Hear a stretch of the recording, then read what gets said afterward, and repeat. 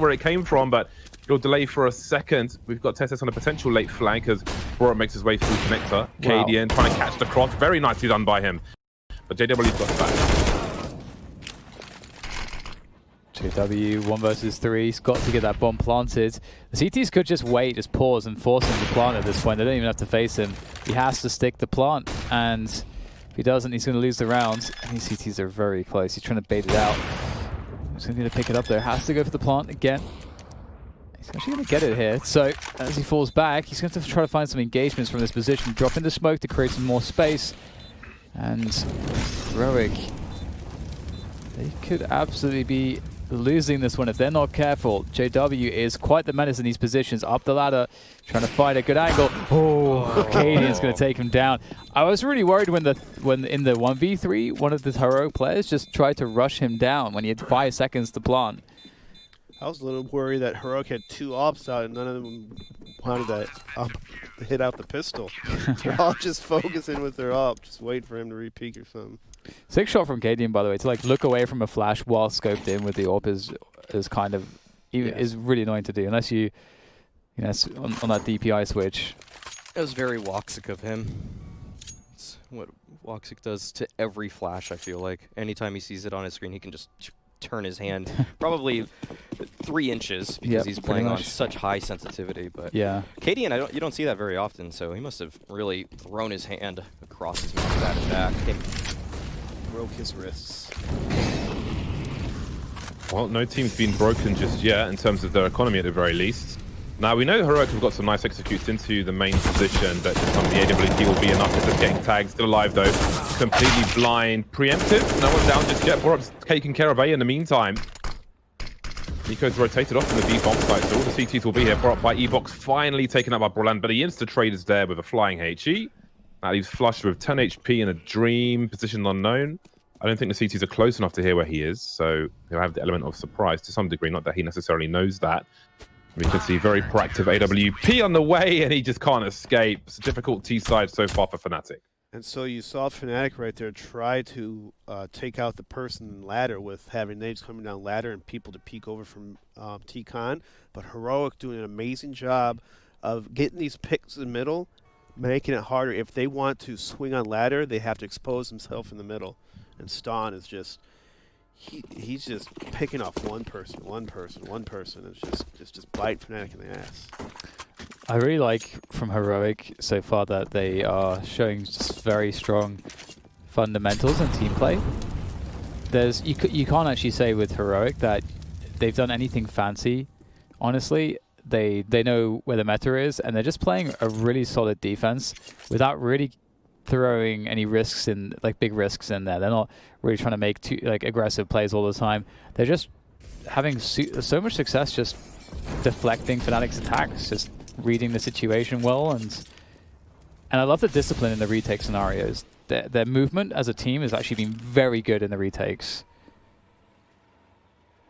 This is a great look for Heroic, and Cadian is delivering with the AWP as well. He's hit some great shots, honestly, and there we go, finding the timing. Storm just peels away one more player, gets the info for his team.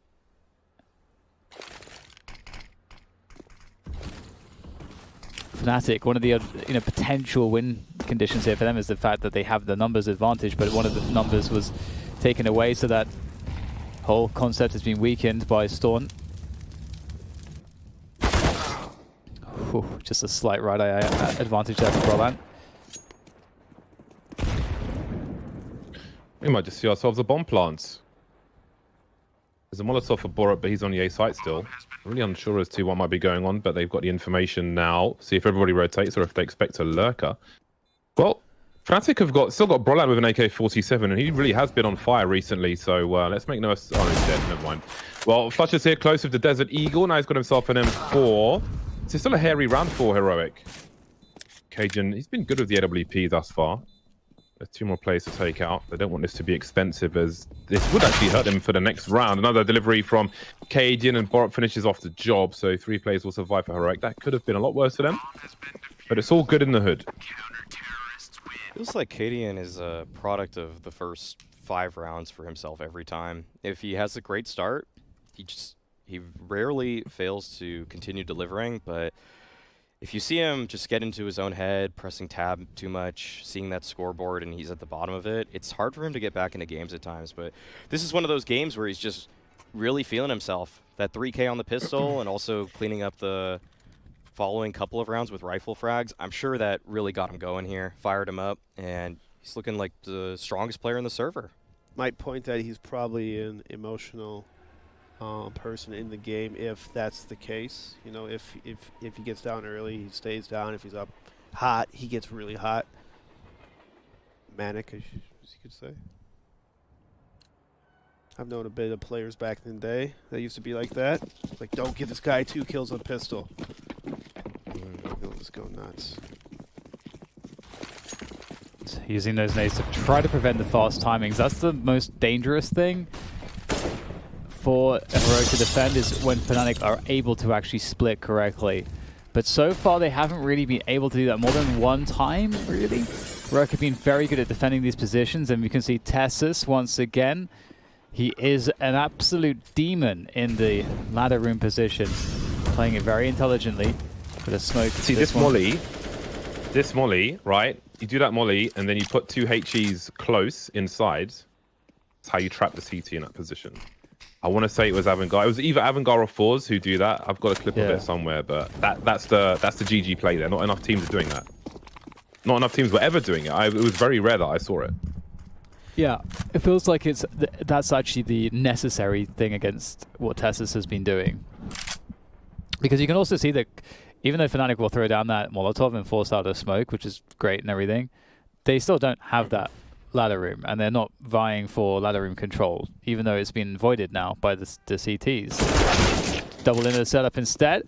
Well, looking for a trade. Nico on the fadeaway will find another conversion, and Fnatic, once again, it feels as though the round truly is being dictated to them.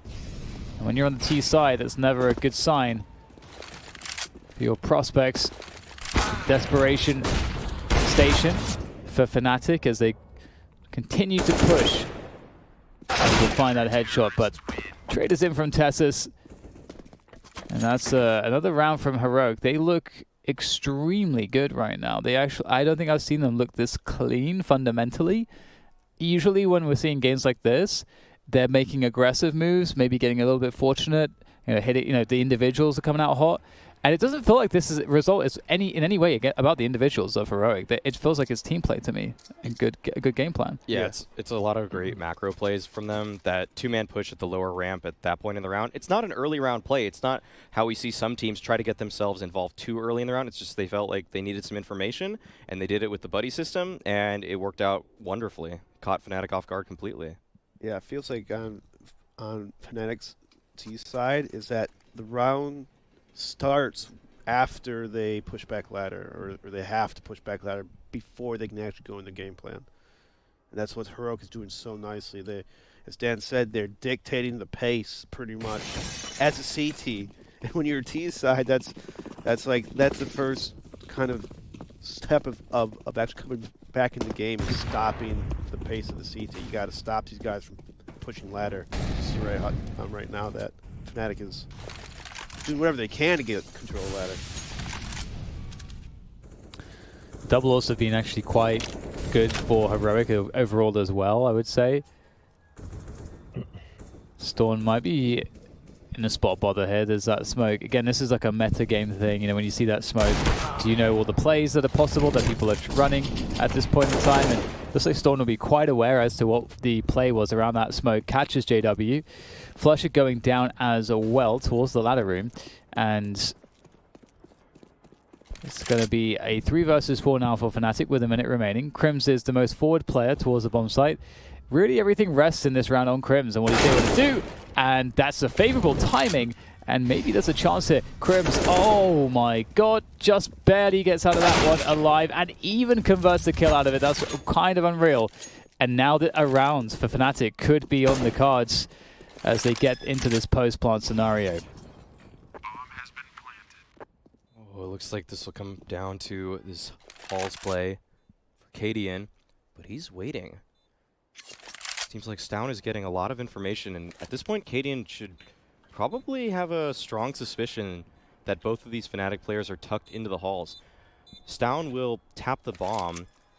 And that will force Fnatic to peek, and that will enable Cadian perfectly. This is such a nice little team play between the two of them. And it just leaves Crims with 9 HP. Oh, and that's such a good Molotov. Cadian can just stick the bomb now. There's nothing Crims can do about it. And Heroic will find their 11th round here. Just barely, though. Oh my god, you love the fact that, it just as you called it, the fact that Cadian waits to push until his teammate taps the bomb was smart. So smart. Not enough. It's so simple. They need to highlight that play. The smartness of that play. It almost sucks that we're like, wow, that's really smart, because it's kind of it's so basic, but that's the kind of, those are the small things that people don't do enough, and it's so impactful. Yeah, Heroic's comms are totally on point today. Yeah, that's just great teamwork between them. So rewarding to watch stuff like that. Fnatic are getting absolutely schooled right now by the Danes. And they've only got potentially 4 rounds at best to take into the next half. Heroic just denying these outside plays so effectively. Fnatic cannot get out of T-Ramp, or as I say that though, they get 4 kills from T-Ramp. T-Ramp, T-Main, sorry. What on earth was that? They just barreled on through it, looked like. There was so much utility from Heroic flying at that T-Con position, but it wasn't enough to stop their bullets, apparently. That's just seemingly Fnatic stealing one there, where you would have thought, with all of the utility being thrown at T-Con, that would have been enough, but that actually might be good enough for Fnatic to achieve 2 rounds. I didn't realize Heroic is so broke. Yeah. How are they so broke? Just 1 alive in that previous one. A couple of these rounds have involved a couple more casualties than Heroic would have liked. That's always just the star power of Fnatic getting something done when really there's not much to do. So. The double op system's a little expensive. That too. The upkeep of the double op does cost a lot. Well, we've all seen how effective a force spy looks on this map for the CT side, so we'll see if Heroic have any shenanigans to put on display.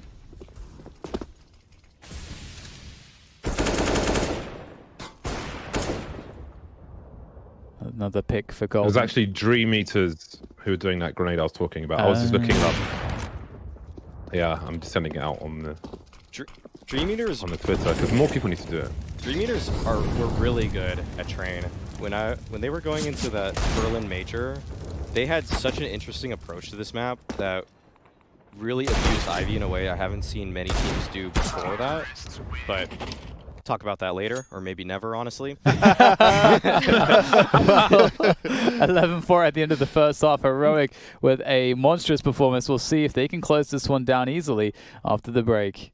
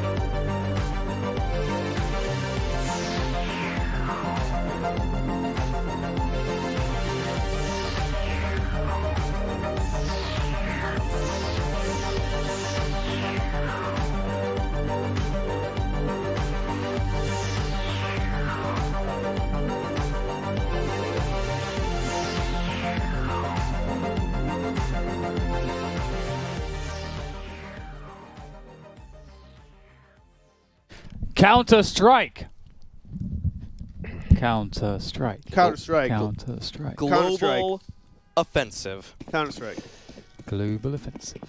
Counter-Strike. Okay, we have a really interesting situation on our hands. Fnatic are on the CT side. They are really good at playing CT side. It's definitely more comfortable for them, I think. I feel like there's more variance on their T sides, but that's my personal opinion. They've got that 1 HE, the kit on flush, everyone else with the Kevlar. They need a good result here. Crims, he needs to find some heads. He's got to burst those grapes. I love grapes. They're juicy. Especially frozen. There is much nutrition to be had here on this B-bomb site, imminently for Fnatic.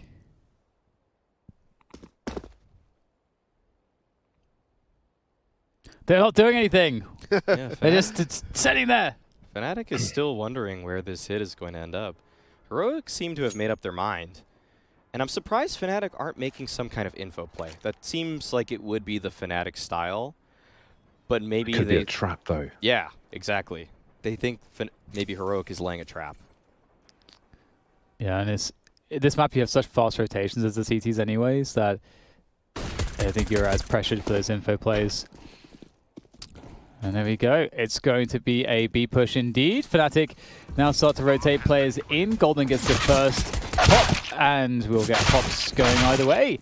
Oh no, looks like Fnatic is starting to get better at these exchanges.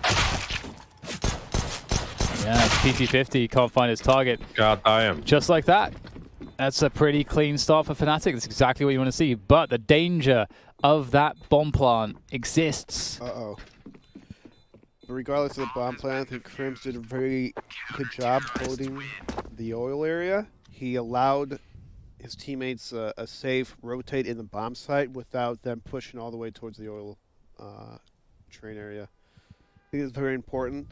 Playing an anchor or inside a bomb site is just, it's okay to let them plant the bomb. Just hold an area, spot, call out numbers, and secure the rotates. Secure the rotates, that's the key. Can I see Broland's POV quickly? Is that possible? You want to see his knife, don't you? His combo? No. I wanted to see his armor because he had like 16 HP. So I was thinking maybe he was just shot in the head. Oh, But yeah. no, so he's got to spend $1,000. Got glocked. I was just curious if he would have the M4 and grenades. He could still have the M4 though, Oh, that's, but it's always good to know. that's a good observation, Dan. Do we That think assumption. Or not, we'll Dan. get a Sorry, force James. buy? Sorry. Dan, I'm What did sorry. Dan say? I'm sorry. we have very different complexions.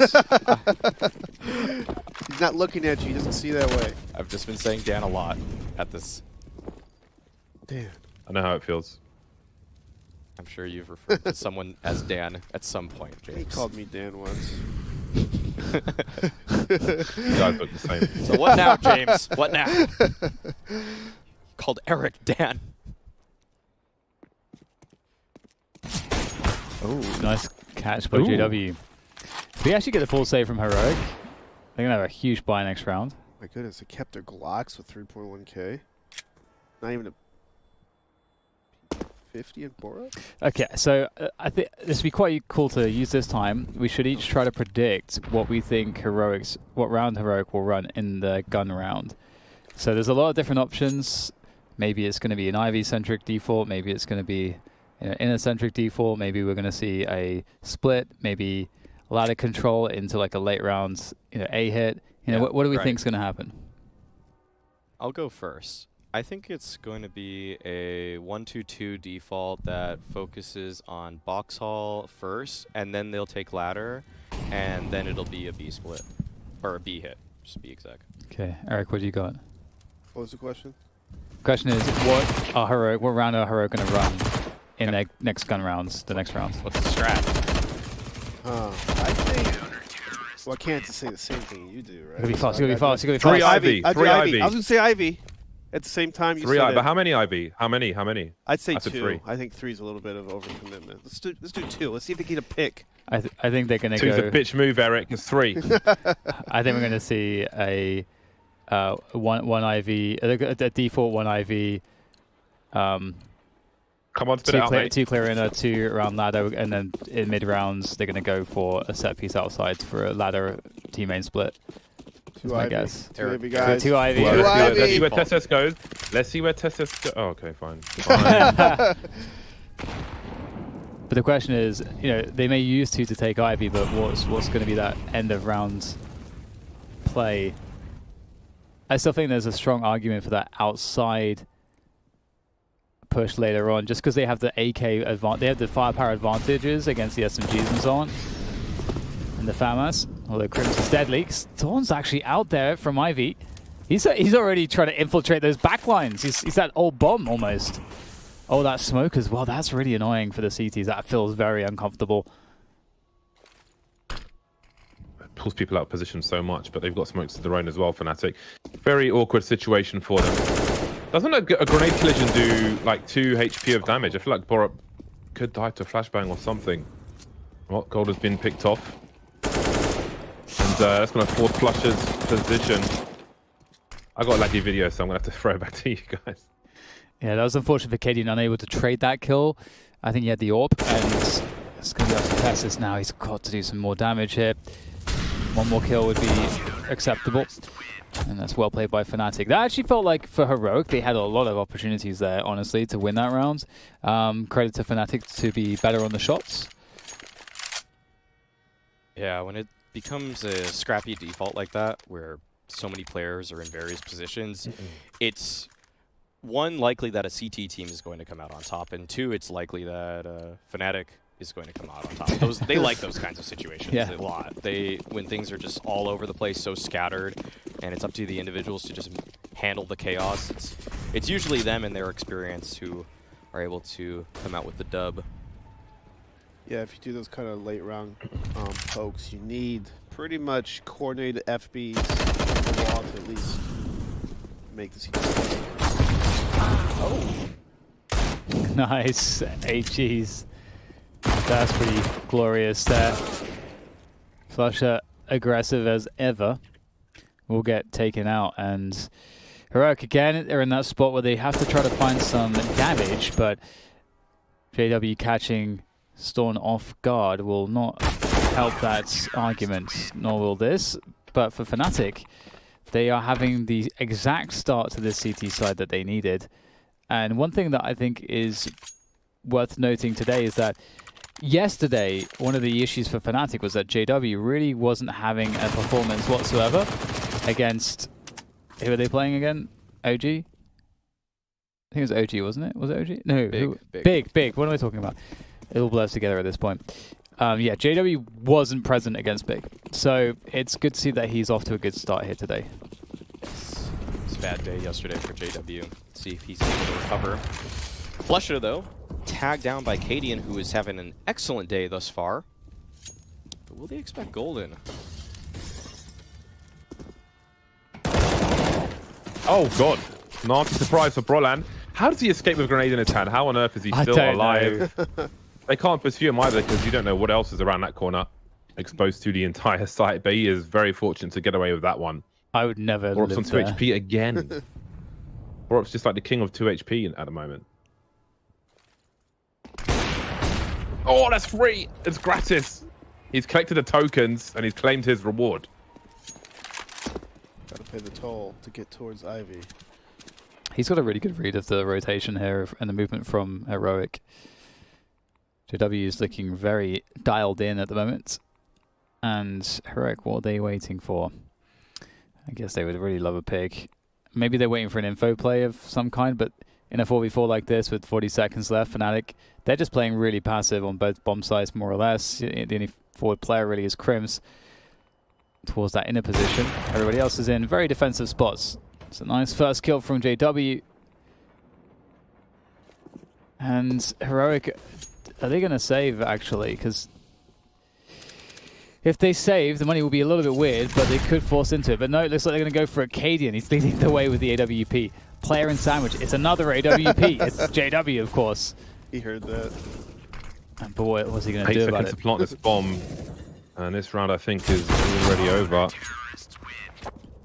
Oh, at least he doesn't die after time. So there's that.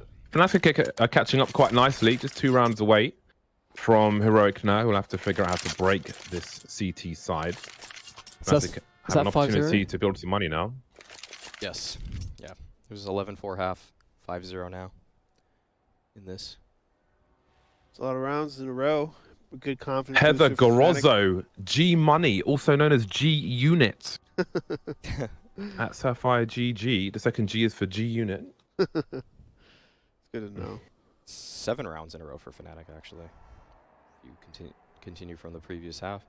That was such a strong info play from JW there. Just the op crouch walking down. Stown looked primed and ready to stop it, but at some point it looked like there was a call for Stown to take some space away at that Ivy position, and he just, if he waited just a little longer, but You got that's timed. yeah. You got time. That's how it goes sometimes, especially when you're JW. yeah, you just Timing people. JW finds those timings. So good at it. So good at making other people feel like they're unlucky. Then is that luck? No, it's actually never. You don't believe in luck, do you? There's some element of luck. There's Yeah. 4 kinds of luck, Eric. It's a nuanced phenomenon. Oh, they're getting wrecked.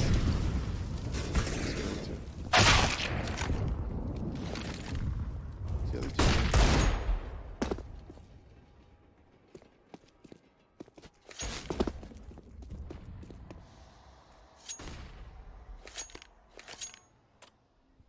So how you guys doing? Oh. Just enjoying the game, enjoying the silence for a good 10 seconds. Kind of wondering what can Heroic need to do to bust this Fnatic defense, because Fnatic offense, much to be desired right there, but their defense, their CT sides of maps, that's usually when they pick it up. Strong like pizza kebab. That's why that's a good Fnatic. It's that Swedish staple, that national dish. Ooh, the air strafing from JW was like he's on a KZ server. Okay, well, we were wondering if anything would be done in this round, and the bomb is on the other side of the map, but Nico can do some damage. He could actually just hold on to this AK as well, because he's got 3,000 in the bank. So why not? Yeah, It's kind of equal either way, but I'm sure, you know, I guess at this point you might as well hold on to it. I don't think he's likely to get another kill here, so there we are. What was the kebab you just mentioned? Pizza kebab. Pizza kebab? Oh, I heard about that. Oh, that's not ideal. That hurts. That when you hurts. go.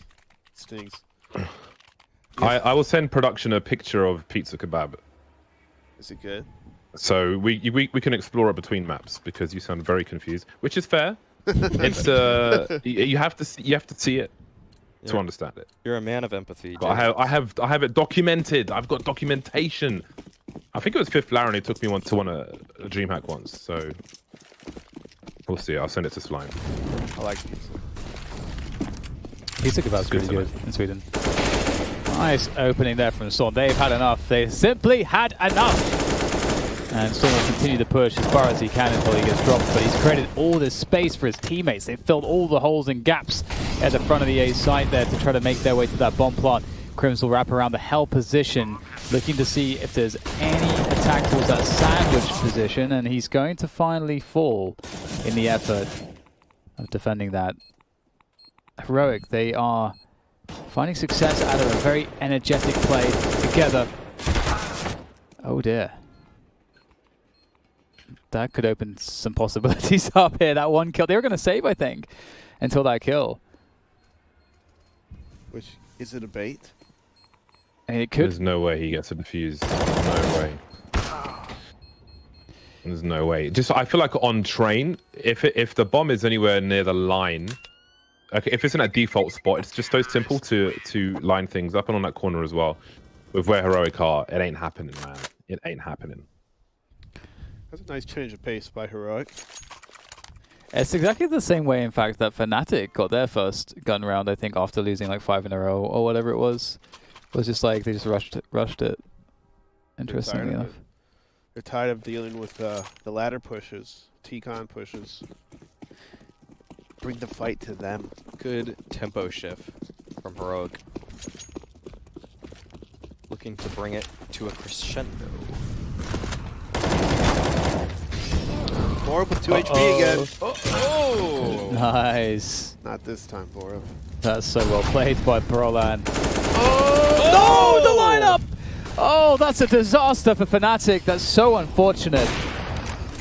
Now, Heroic are in such a strong position. JW does get boosted up. He could find some cheeky kills here. He's going to whiff the first shot. And they are very wary of this. Cool. Wow. Great HE coming through from the Ivy position. JW cannot find what he needs to find there. This is devastating. Fnatic, if they lose this round, their money's really in a suboptimal position. There's that plant. And they have the AWP as well on Cadian, so it will be very, very hard to deal with this. The smoke on Flusher could help though. He's also the one that's closest to the bomb train. So he could drop a smoke on that bomb, and there's an option available to him. There we go, there it is. Cadian's taken down. Crims in the meantime is rotating towards the back lines, which will effectively cover any of Flusher's options. So the money's just effectively been ruined now. Try to ninja, you think? If they give it to him. Oh dear. Noble efforts.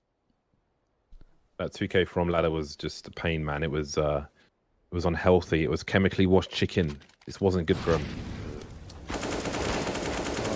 Oh, that's really unfortunate. Chemically washed chicken.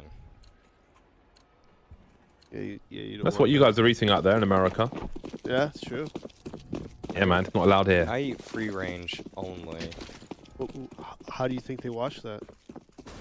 They wash themselves. They have free range. They're responsible for They're their watched by own cats. well-being.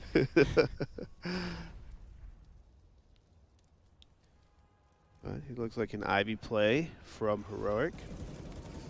Fnatic's kind of given up on Ivy. They're playing more towards the Hell area, pushed up towards ladder. How is Golden not using the Golden Deagle, man? There's something wrong here.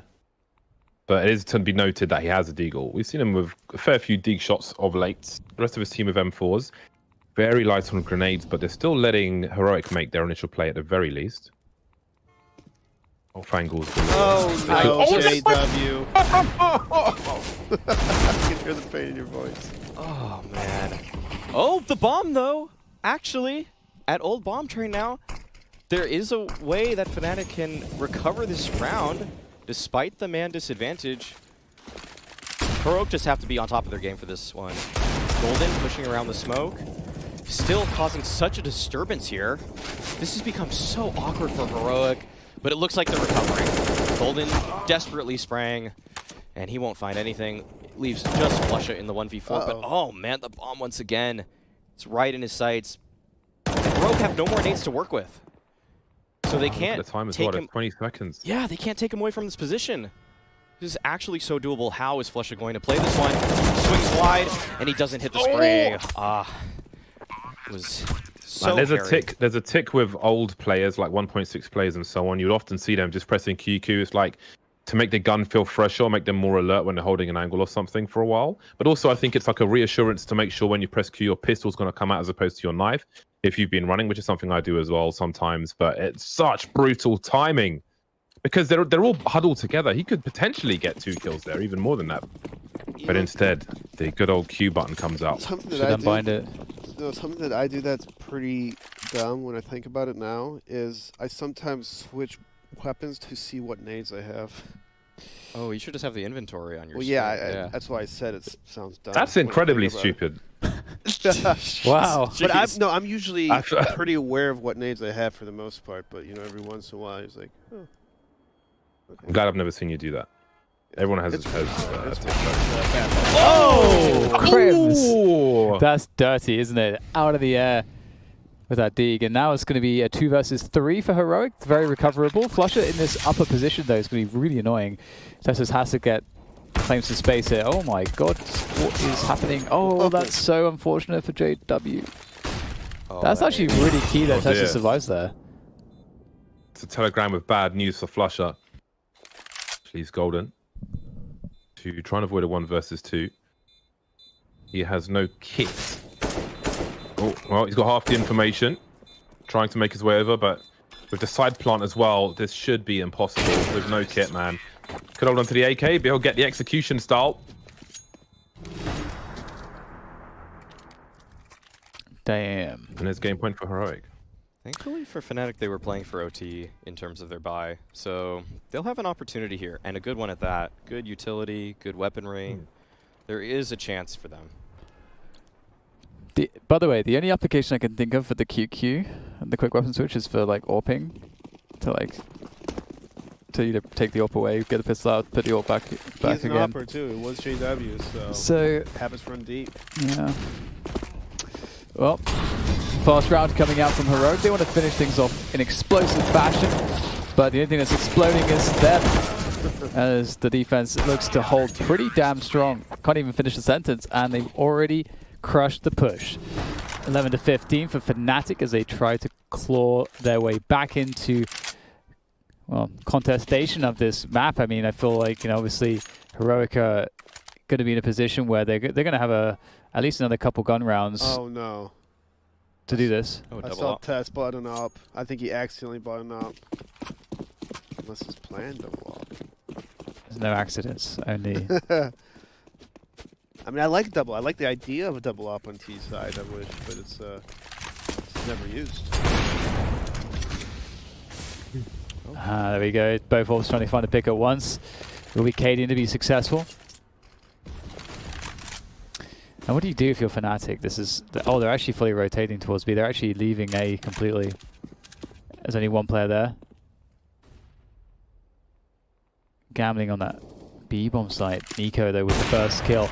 JW able to keep things alive from that connector position. He's gonna have to rotate around as the bomb gets planted in the open. Is Nico? Ooh. It's up to Crims now, and he's gonna do a stellar job trying to do what he can to get this bomb defused with the help of Brolan, who now is going to take down Nico. There's a bit of a sound cue. That's absolutely crazy. I thought that would have hit actually from Storm. That flick attempt. Defuse coming through again. He can't stop it. And Fnatic pick up the round. Ooh, we need a save now from Heroic. Yeah, I was thinking the opening pick was excellent for Heroic, but trying to convert with the double op is rather difficult on Train. That's where it always becomes hard. I think they was a little too loose towards entering the inside bomb site. They got the pick, and then Cadian kind of just peeks top ramp without any nade support. Like there's nothing being tossed from the T side other than the smoke. Yeah, he just wanted to end the game because they had a 5v3 advantage at that point. Actually, they got he found the opening pick. They found a pick at that lower ramp as well, and then he just swings out wide.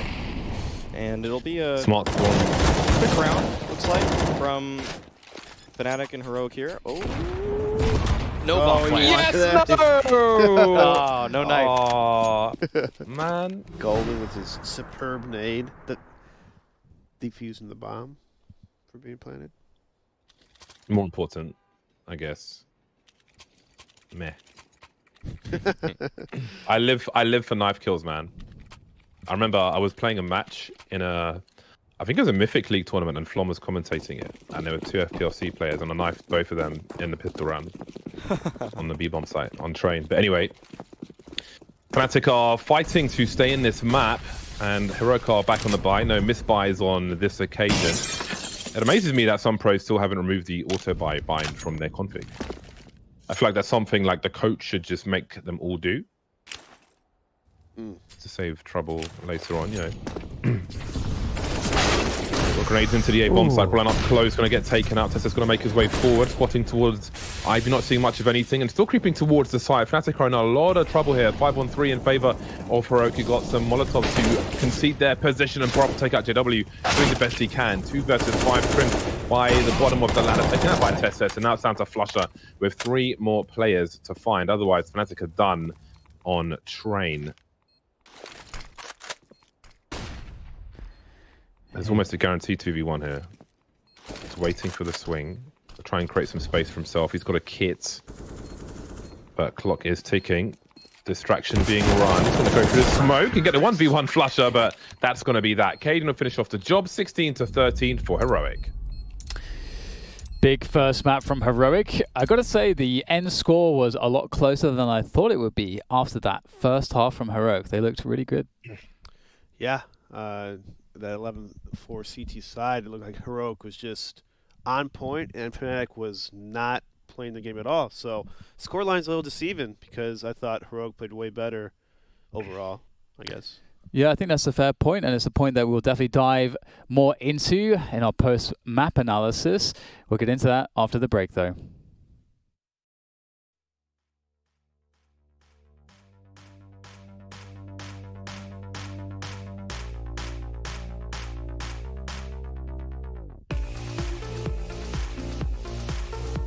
Operation U-Trax.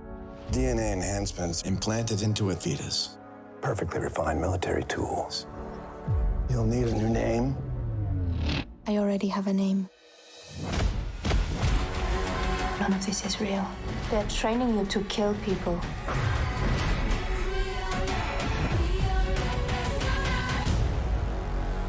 An army of 1,000 couldn't stop us.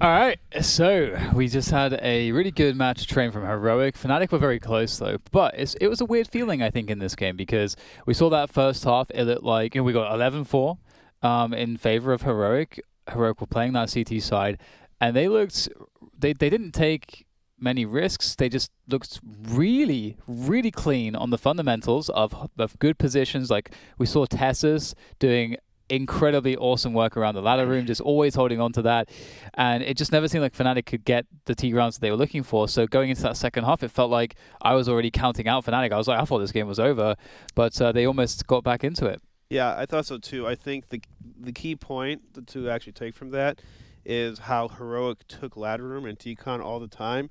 You cannot play a map like Train if you give up ladder and T-Con almost every single round. You just can't do anything because they can fast flank, they can listen. If you try to outforce them, they get stalled with smokes and molotovs and flashes, and then make you push these smokes. And so I think for a game plan of Fnatic, they need to come against a Heroic by taking away T-Con and ladder, or just taking more Ivy kind of side of the map. Speaking of the ladder room position, I actually sent the video to production of the example that Dream Eaters had, which was some months back against Azza, basically, who was the victim. So we'll see it basically from his perspective, and then you can see what the guys do afterwards. So they get the molly, which on this occasion forces him to go forward. Unfortunately for him, he goes into double grenades, and then down he goes, and you'll see a little example of what they did afterwards. Well, you can see it on the internet anyway. So there we go. But something like that, I feel like is all too rare in CS at the moment. Yeah, and Heroic's kind of setup was actually pretty good at countering that, because as we saw in the series, Tessus was able to hop out the ladder room and then come back in multiple times in the round. And you can only really do that if you have a good grasp of T middle. Like if you know they're there, or if you have a CT kind of posted up listening, so he's the point of contact. I almost feel like Fnatic, in the way that they approach a lot of positions on various maps, they have a sense of pride about it, that they don't want to use gimmicks like that. Like they think they're somehow individually so strong they don't need to do things like that. And at this point, you need to sometimes swallow your pride just a little bit. You need to use a cheeky little nade play, just like you showed us, James, and take Tessus out of ladder. That being said, I think some things that did bode well for Fnatic in this game is that a lot of the rounds, when they were a more standard default approach from both teams, Fnatic did come out on top, and Fnatic gained a lot of ground because on their CT side, when Heroic were trying to run a kind of Fnatic style with defaults like that, where things got chaotic towards that outside yard, Fnatic came out on top. They showed a little bit of life, because that actually, this first map may indicate a lot.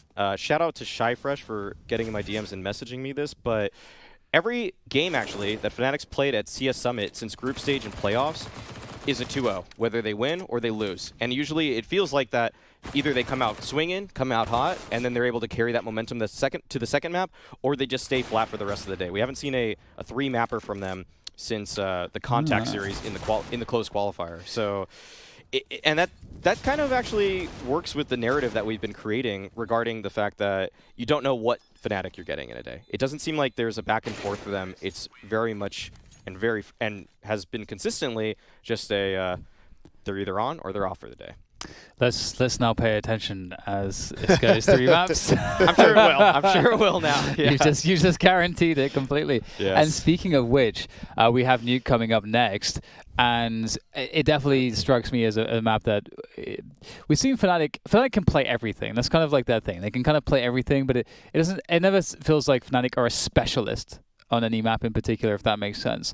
Whereas Heroic, I feel like, if they're going into a game of Nuke or a game of Train, they're going to have some specialist strategies and tactics that they want to perform.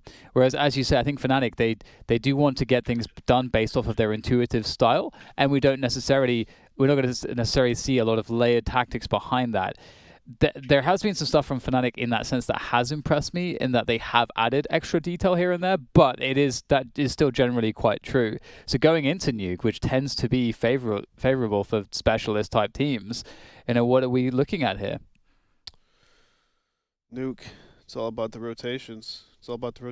And I mean, from Fnatic, in order for them to beat a team like Heroic, their CT side is always pretty solid. Just maybe get at least 5 or 6 on their T side. Just make sure they can bang out a couple strats, maybe work the outside. I always say work the outside, because it tends to be the default for a lot of teams. At least toss some smokes. It's easier to force the CTs to rotate either outside or maybe down to lower after you toss those smokes. And so teams, if they're not on point with their scouting in terms of knowing how many people go outside or how many go lower, it's a really effective strat. Yeah, I would more or less just want Heroic to run through their playbook here on the T side as they start, just to keep Fnatic on their toes. I wouldn't even mind seeing a whole half of them of just playbook strats, and if they win 6, 7, they can be happy about that going into that CT side, because Fnatic has been a little disappointing on the T side of Nuke from what we've seen from them thus far. They feel a little bit disconnected. They don't have a deep playbook in terms of their set plays. And Heroic just need to get a couple of rounds. If they win the pistol, I think there's almost no looking back for them at that point. They can just run a variety of plays constantly. And I haven't seen Fnatic come up with the answers on Nuke enough for me to trust them in this game. Yeah, I feel similarly with that. There's always the Fnatic factor that's at play, but I agree. You know, on paper, Heroic are the favorites, and well, we'll see what Fnatic can accomplish. We will be looking to move into this pistol, and Fnatic on that T side indeed. Lots of dinks being exchanged. The Gooshes. Cadian trying to find a headshot there, but they are just evading him. Dawn able to get one from the corner. This is very violent there. Tessus coming in from the hub position, or lobby position, I should say. And now it's just Nico left. He's not really got all that much to work with, and he'll get taken down as well. So Fnatic do what they already needed to do, and they will win that pistol on the T side. But the force buy is something that they have to be worried about. And you know, the one thing I will credit Fnatic with in terms of strategy and tactics is that across the tournament we've seen so far, I think a fairly respectable level of coordination and discipline and protocol on rounds where they're playing against a force buy. So I would expect no different here as well. These are, after all, rounds which you really must convert. I have to point this out. Fnatic picked the T side on Nuke here. That is an interesting look that probably is upsetting Heroic in terms of their game plan just a little bit. They were probably ready to go into this with a couple of strats lined up, but now they have to hold those off for a while. It's an interesting choice from Fnatic, and we'll see if this gamble pays off. Yeah, it's an interesting choice for sure. Maybe they've got a few things prepared that they want to get, you know, just want to run it straight away.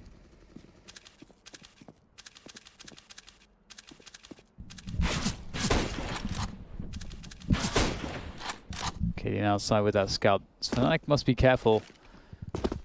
The scouts are just, it's just that weapon in Counter-Strike that you can never account for the kind of damage that it can do. Oh, missed opportunity there from Stown. Would have been so nice to take out that lone outside player in Brolin. And now it looks like Fnatic can simply run away with this round. Just the lower bomb site is Nico here. He too may face off against Brolin if he's not contested from that control door area as well. And oh, okay, he's looking for a timing here at the doors. Golden just shuts the door on him though. He's the bouncer and he says, "You're not allowed in this club." Ouch. Nice shot. That could be an AK to be stolen away. Was it an AK? Oh, it's a Galil.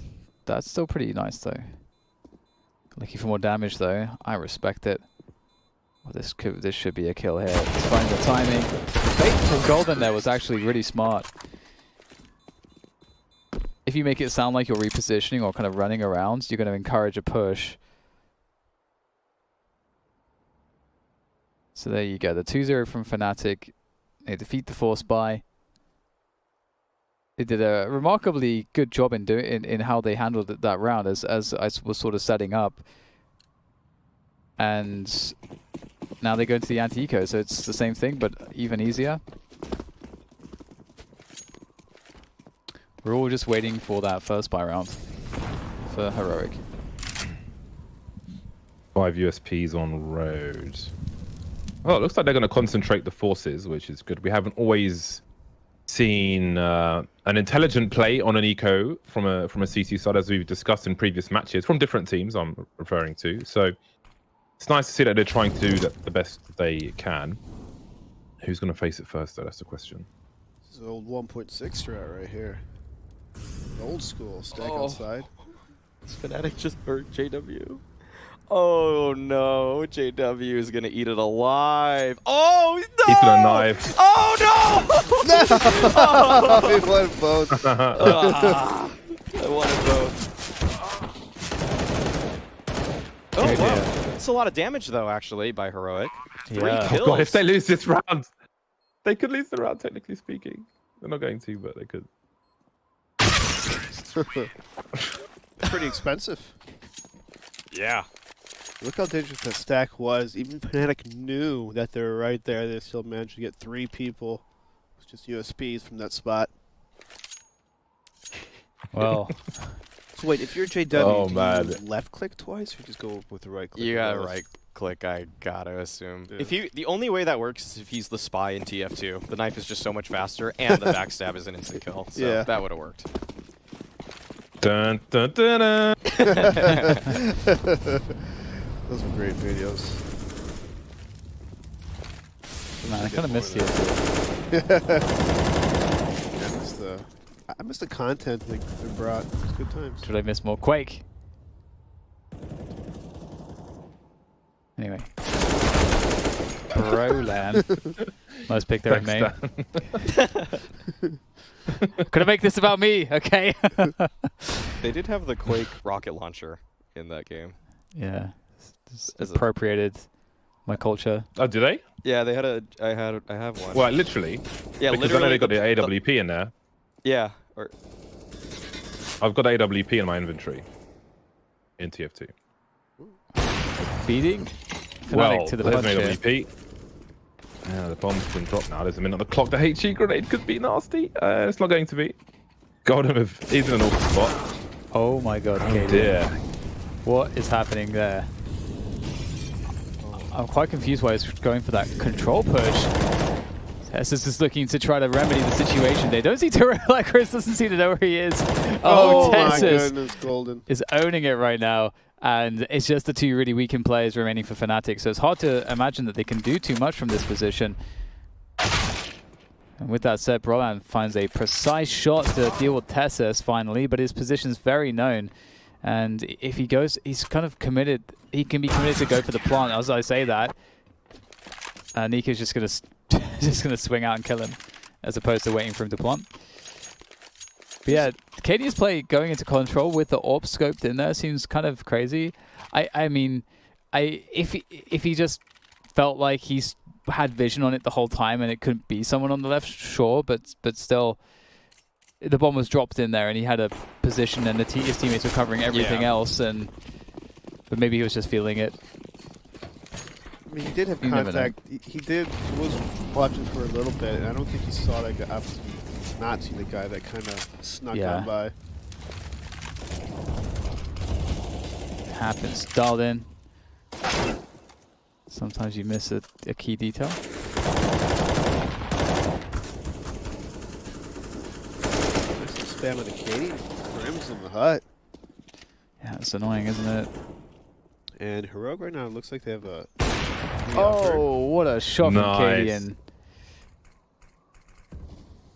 They were not I love expecting this that. pursuit. And they are not going to I don't- take...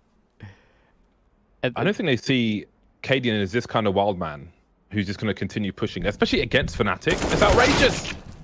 Storm gets it done. I just love how the activity, it's just that they get the kill and they're like, all right, opportunity, let's go. It's very proactive. And that's them taking the ball away from Fnatic.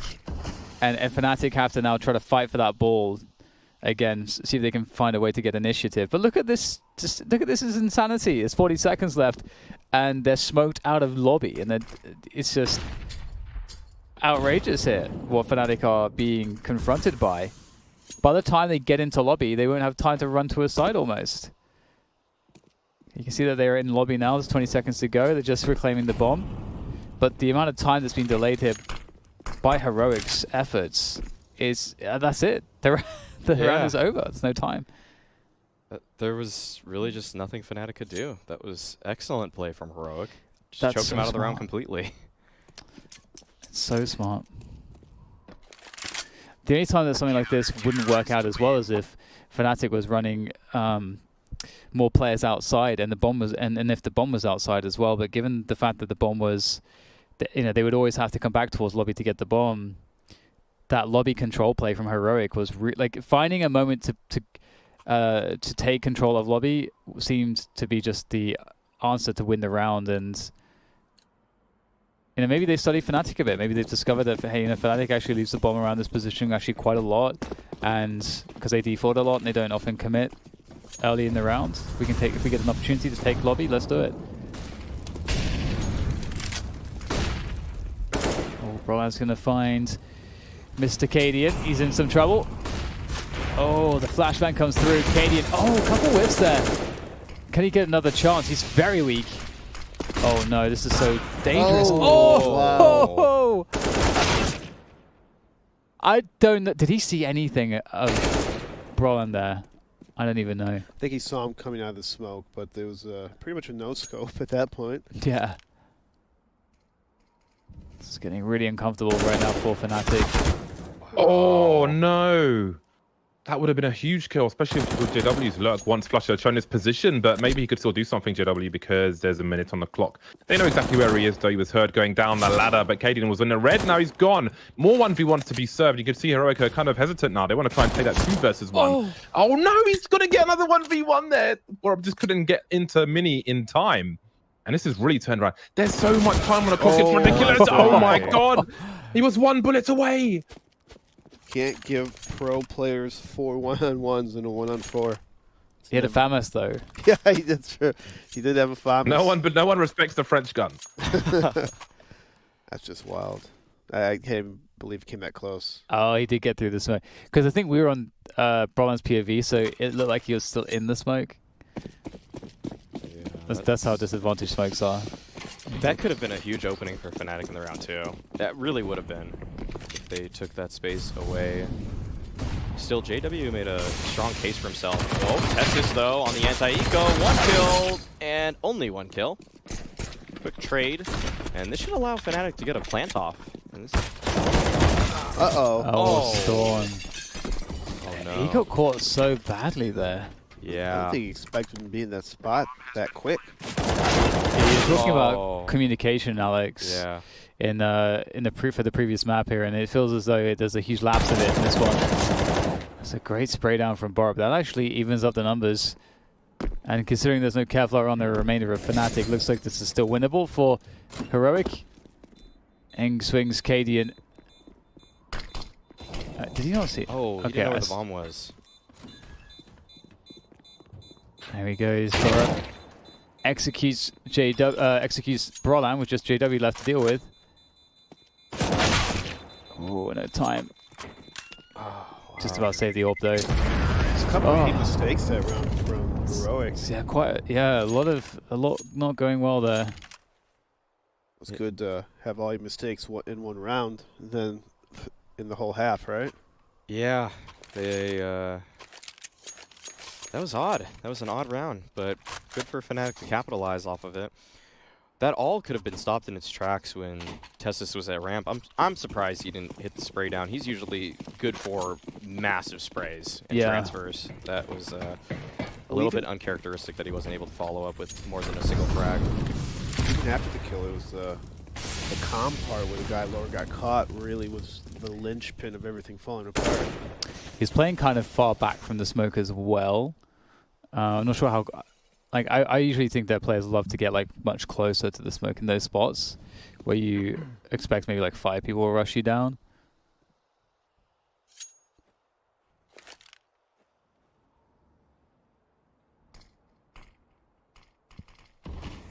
But let's see if they can recover here. Both they and Fnatic are in a position whereby the money is ruins. So both teams really need to win this round. This round is effectively worth 2, and JW will take down Tessis pretty quickly here. Storm there with a forward position. And Nico also, they have that lobby control. JW with the nade out. Oh, the timing's not good for him. Upgrade there for Nico. Oh, just about able to escape and the fade away onto Flusher. And that turns it all around. 4 versus 2. Cadian with the pick as well. That was towards Secret. Wow, Fnatic, they started out with a pick and it's all gone very wrong.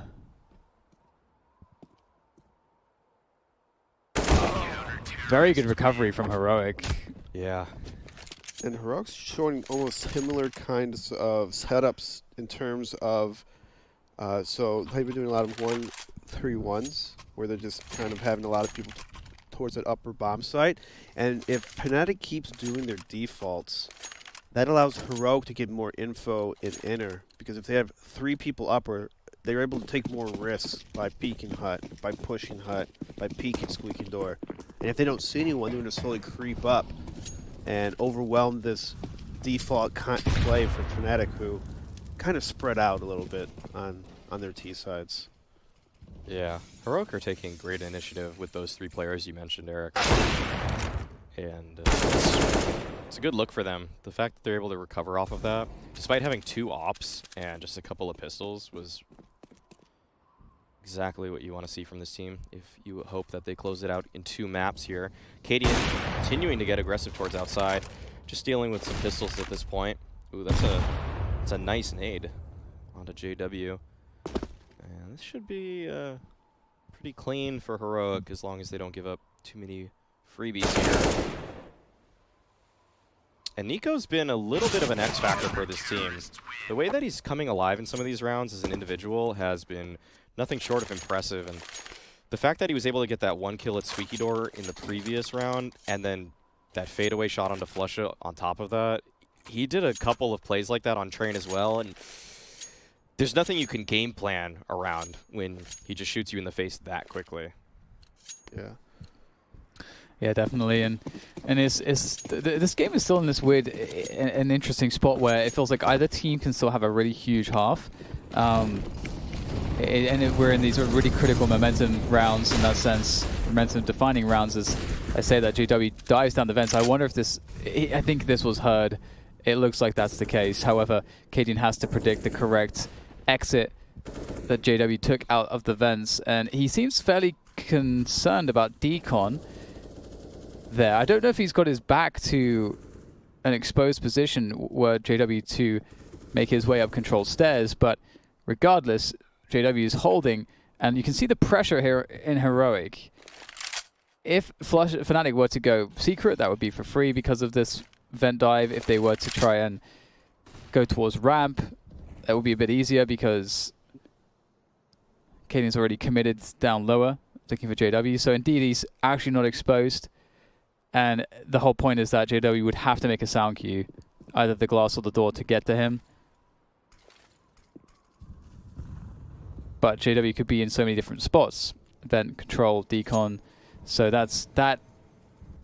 He's basically 3 players right now in that sense, as far as Cadian's concerned. Well, there's 30 seconds on the clock here. And they need to make a play onto a site, so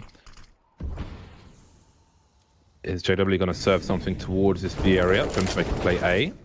It's 20 seconds now. We've got an exchange upstairs and the bomb's on the floor. Golden needs to collect. Stavin's got an angle on that bomb. It still isn't in the hands of Atiz just yet. And if he puts a well-placed Molotov out, then crazy things could happen. But no one's got an angle to stop the plant, so they're going to have to go for the retake now. Flush is going to lose to a wall bang from Storm, which is quite nice. Tessa's coming over from Squeaky as Mini is cut off by a smoke. So this is going to be really difficult for Heroic.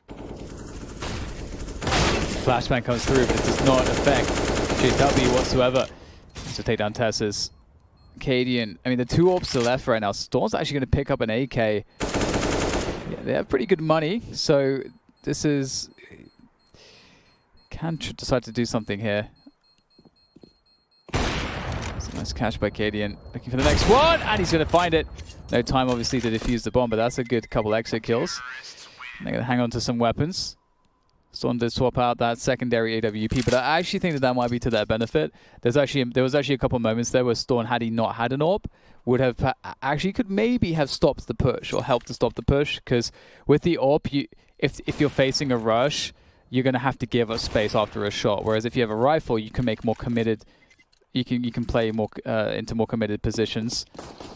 Yeah, I feel like he wanted to fall back silo in that kind of situation because players that died were pretty pushed on forward, and that's one of the strongest anchor spots on this map, just getting behind that upper silo. So I like the switch up, a different look for Heroic in this round now. Yeah, it looks like they're playing a double outside setup with 1 Person at ramp spotting, which is Tessus. This is a very strong spot of Nico, especially he can get help from Stown in the mini for a nice little sick crossfire.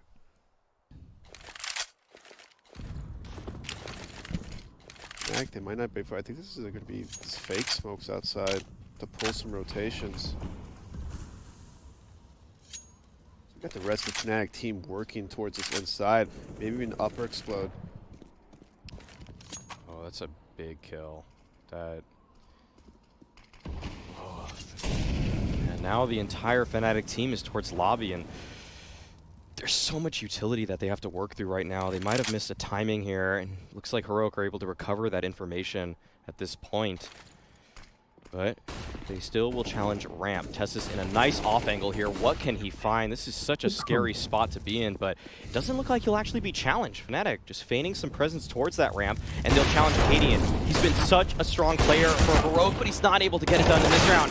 And it's up to Bora. He can't find anything either, but Nico. Great recovery from him and Stown. Just leaves Golden onto the bomb site. He's surrounded by everyone. Oh, the spray transfer from Golden. And he taps the bomb as well. The 3K. 1v3 for Golden. What an absolute beast. Oh my god. That's such a sick transfer. And with, I think, a Galil no less as well, right? So don't see that every day. Who practices the Galil? That's some fantastic stuff from Golden, and definitely happy about that Galil update. I'm sure it definitely became easier to spray since that update, but it's still pretty insane that he manages to, because the play coming out hot, this first play, like, Tessus got to shoot 2 bullets or something like that before Golden could even hit him. So, and Golden was clearly surprised of that swing, so it's very insane. Oh dear, JW's in trouble here. Oh dear. Well, they've got a kill, so that's cool. Second kill comes through. Can any guns be collected? Yeah, it looks like... Yo, dear. That's the bomb. AK picked up. Borup, will he turn towards T-spawn? Oh, he's got a forward position. I think caught Brolan with that off angle, and now Crims is against it all. The molly... Oh, no. What in the world? Absolute disaster strikes. A catastrophe. That is really terrifying. It's a little awkward, isn't it? Because that actually crushes their money as well. Yeah. Wow. That's a yikes moment right there. Well, the power of taking the initiative on the Heroic side. That's just get Fnatic uncomfortable. It's something that's difficult to do, but Heroic somehow managed to make it work.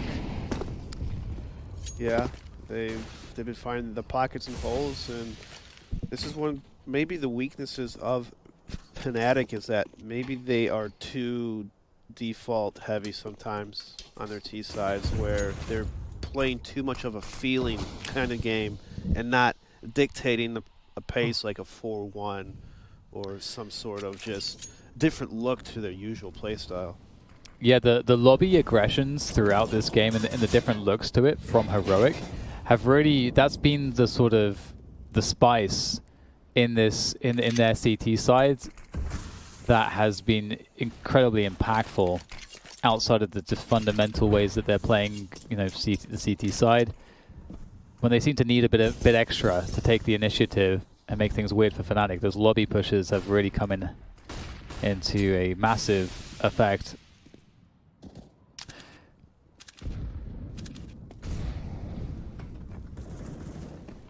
Pretty forward position if allowed. Moving around.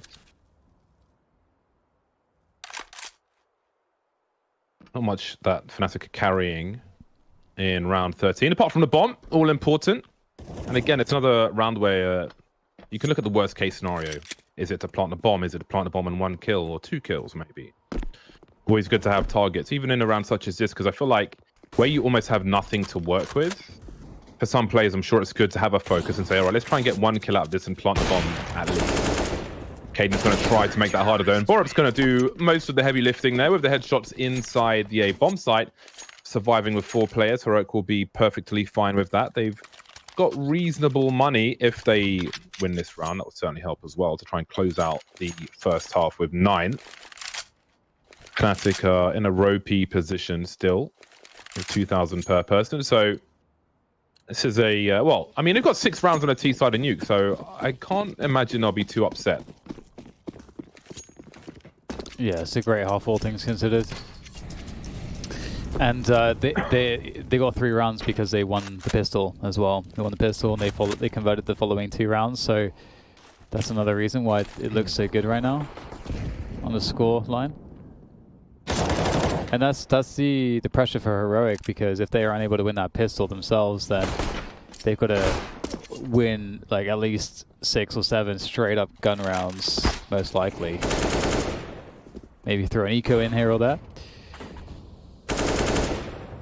But it's not going to be a fun look if Heroic lose that pistol.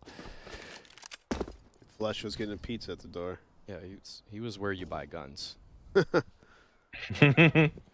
Flush has lost a lot of weight. As James would say, he's either, what was that? Turning on tax or Toggling cheats eating pizza? or getting a pizza. Yeah, for the pros, getting a pizza. If it's matchmaking, they're toggling and cheats. Guys, I think they're defusing, guys. I think they're off the bomb. Opponent's gone to 12 rounds. Guys, I'll be right back. Start bunny hopping around the map. You guys just stay here and spawn. You don't need He's so good at that spacebar, bro.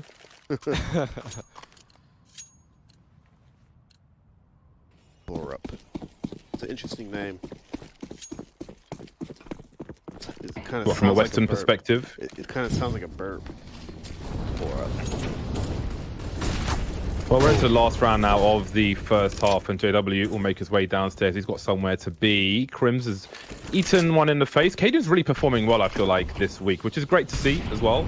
A player who's still growing at such a young age, as we mentioned before. But see if they can convert now. Brolan just has a really tough job there. Still gets a kill out of it, though. Speaking of players who've been doing well, Golden will try to sneak past, but he'll get a headshot. Makes it a lot easier for his team, but Caden's in a strong position once again, and that's a really tough spot for Flusher. If he dies, the round probably dies with him because he's carrying the bomb.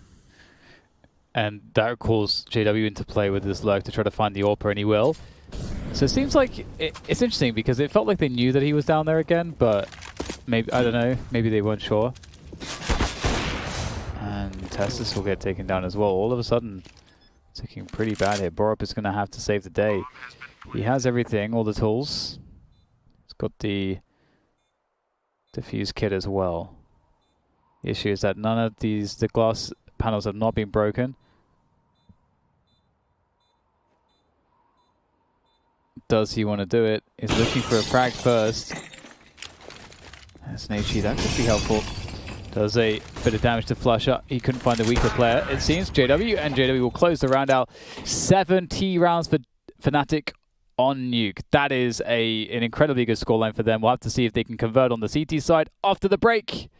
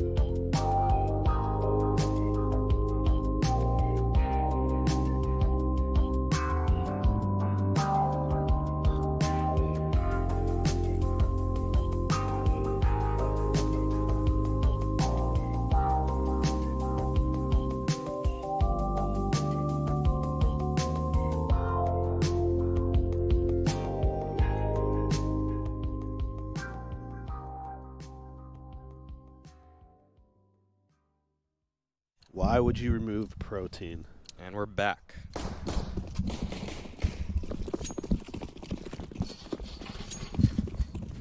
Pistol round here. And one set of utility for the heroic side. Smoke flash combo for Nico. He's dropped a P250 for Borup, who had some crispy headshots in the previous half, so I don't blame him.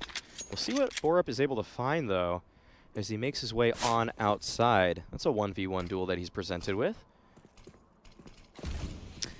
P250 ever important in a pistol round, especially with the ranges of Train, Nuke as well, which is what the map we're playing right now. And we'll see the multiple kills from Fnatic as they emerge from the hut position, and they're looking really good going into this one. That's a nice recovery from Storm. He's looking to make this doable between JW and Flusher now, though. And they are lurking around the back, trying to stay together so they can guarantee the trade kill.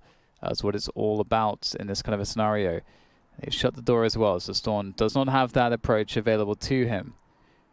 If he waits long enough, the possibility comes into the Fnatic player's head that he could have gone outside. They are actually spreading out a lot right now. Oh, go on top of hut. Storm's going to pick up the bomb. Oh, this is really key. Can he find this kill? He's looking for the trade fragger. He's really confused. Where is the trade fragger? But he can't even deal with the first player. And there you go. 8-8. Fnatic win the second pistol.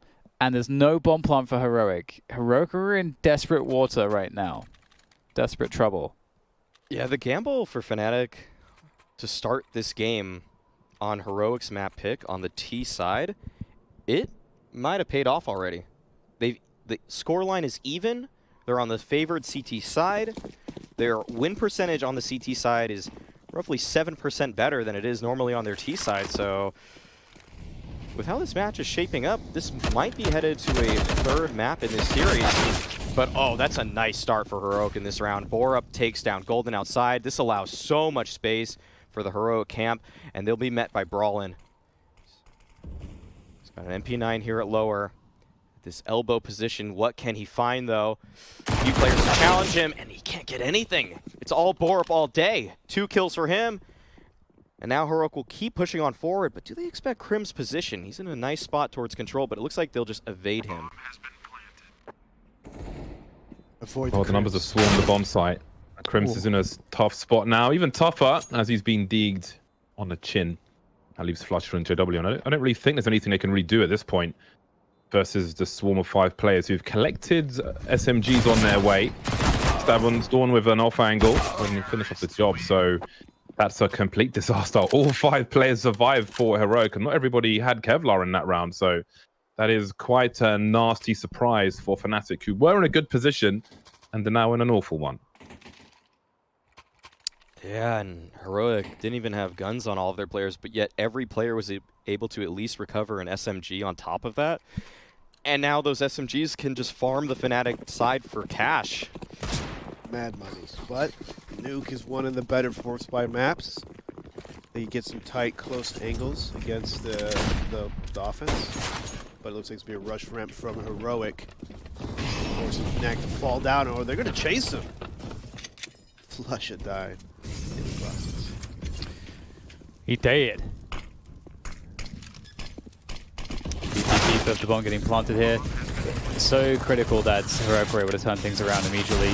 And Cadian, he's going to go down, but he's managed to deflect the CT's interest, mostly. Crims wants to get in there, though. He wants to get some action. He wants blood. He wants the headshots.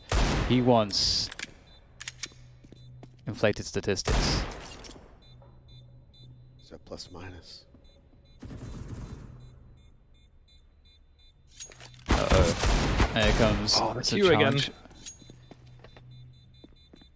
That Q button is the devil. You want that extra speed. Those 2 full steps that he took. 10-8, Heroic make it to the double digits. It's always a point of confidence. Man, what a rough start for Fnatic on their CT side. This is, it really is worst case scenario for them, especially on the back foot. Their stats are a lot worse on Nuke than Heroic. So you would imagine they're playing, generally speaking, a high average level of opponent, but still, I think it was about 36%, which is really not good. So to start the CT half like this is a pretty tough spot.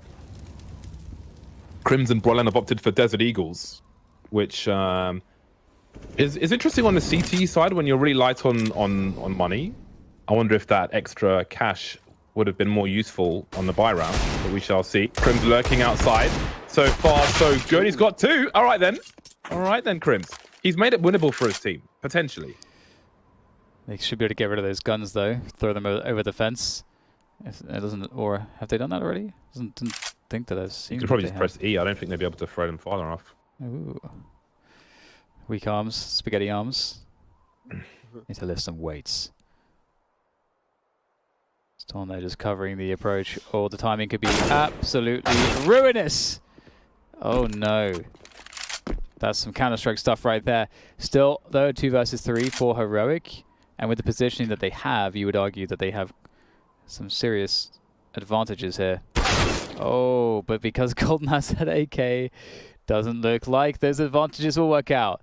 And this is the worst possible thing that could have happened for Heroic, obviously. They already had Fnatic against the ropes, where they needed to keep Fnatic. Oh my god. Golden. Just in the same spots. But yeah, Heroic needed Fnatic to be in the doldrums for quite some time, because Heroic have to get some inroads into this game, because they lost way too many rounds in the first half. They lost that first pistol, they lost the second pistol. It's quite interesting if you look at the stat line for Fnatic, actually, because it's all JW and Golden in terms of fragging. Everybody else is actually not making that many frags. Obviously, you see a little Crims highlight there, but yeah, it's a great effort from JW and Golden so far. All right, Heroic looking to reset Fnatic once again. Good spacing there. Oh wow, that's unlucky. Also not smart, kind of spamming right there. Make your own luck, Eric. Make your own. It's true. You forge it from Gonna the go for fires Batman. of bravery Dan is Batman. and intelligence. It's like a save call already for Fnatic here. So Heroic will be able to achieve their 11th round. It's just a matter of what the damage is. Okay, Nate. That Cadian's annoying. really hurts for Fnatic, actually. Imagine trying to save your gun in the CT spawn, and that guy sitting out there with an ult. That pissed me off. Flusha should be able to recover this M4 at least, but oh, it looks like Borp's posted up on the angle. Oh, this is so scary for Flusha. You don't want to lose your life, but that M4 is so juicy in his eyes right now. Oh, can he get it? Looks like Problem is it makes a sound cue. I think he doesn't want to make the sound cue before he's the last possible second. Bomb's gonna send it. Oh, I think he timed the bomb. He used the bomb, yeah. Yeah. That's beautiful. Very smart. Good stuff from Flusha. But yeah, look at the stat line on Fnatic. It's just Golden and JW that are having a game. It's actually very quiet from Flusha, Crims, and Brolan in terms of the fragging, which from a momentum standpoint might actually be problematic depending on how much that's affecting those players in terms of their individual feeling. Yeah, T-side's a little wild sometimes. If your strategy's not tight and sound, you might find yourself at the wrong end. A lot of gut fights.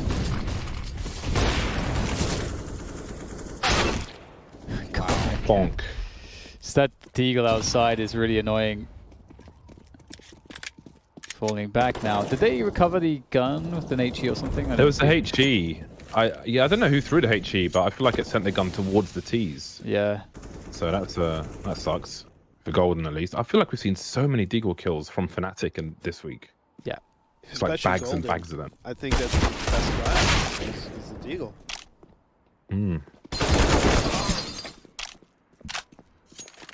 Okay, so another round where Fnatic are making things really difficult for Heroic. Even though it's not really the best buy at all from Fnatic. Oh, wow. Storm is looking good here. Oh! One more. Can Tessus finish them off? He's going to have to. The bomb is right there. Oh, he catches a good timing. Oh my god. Oh, Crims in so much trouble. Great headshot. Overkill. 3 HP was all Crims had. But look at these rounds. They're so scrappy. Yeah. This has to be a clean. This needs to be a clean round from Heroic now. They're against an eco. Heroic's money is surprisingly good considering the like very upsetting rounds that have happened. Yeah, it is. It was really high actually. It is a bit surprising. Nico with the MAC-10. He'll have to wait though to get that involved, as there is attack pause. This is Eric's favorite. I love timeouts. We need more of those.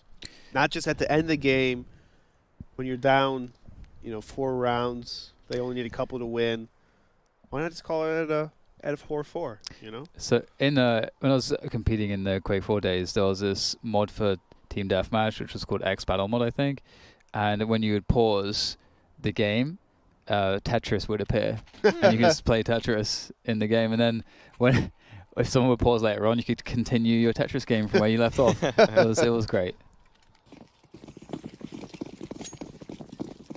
It's all about the little things in life, man. Yeah.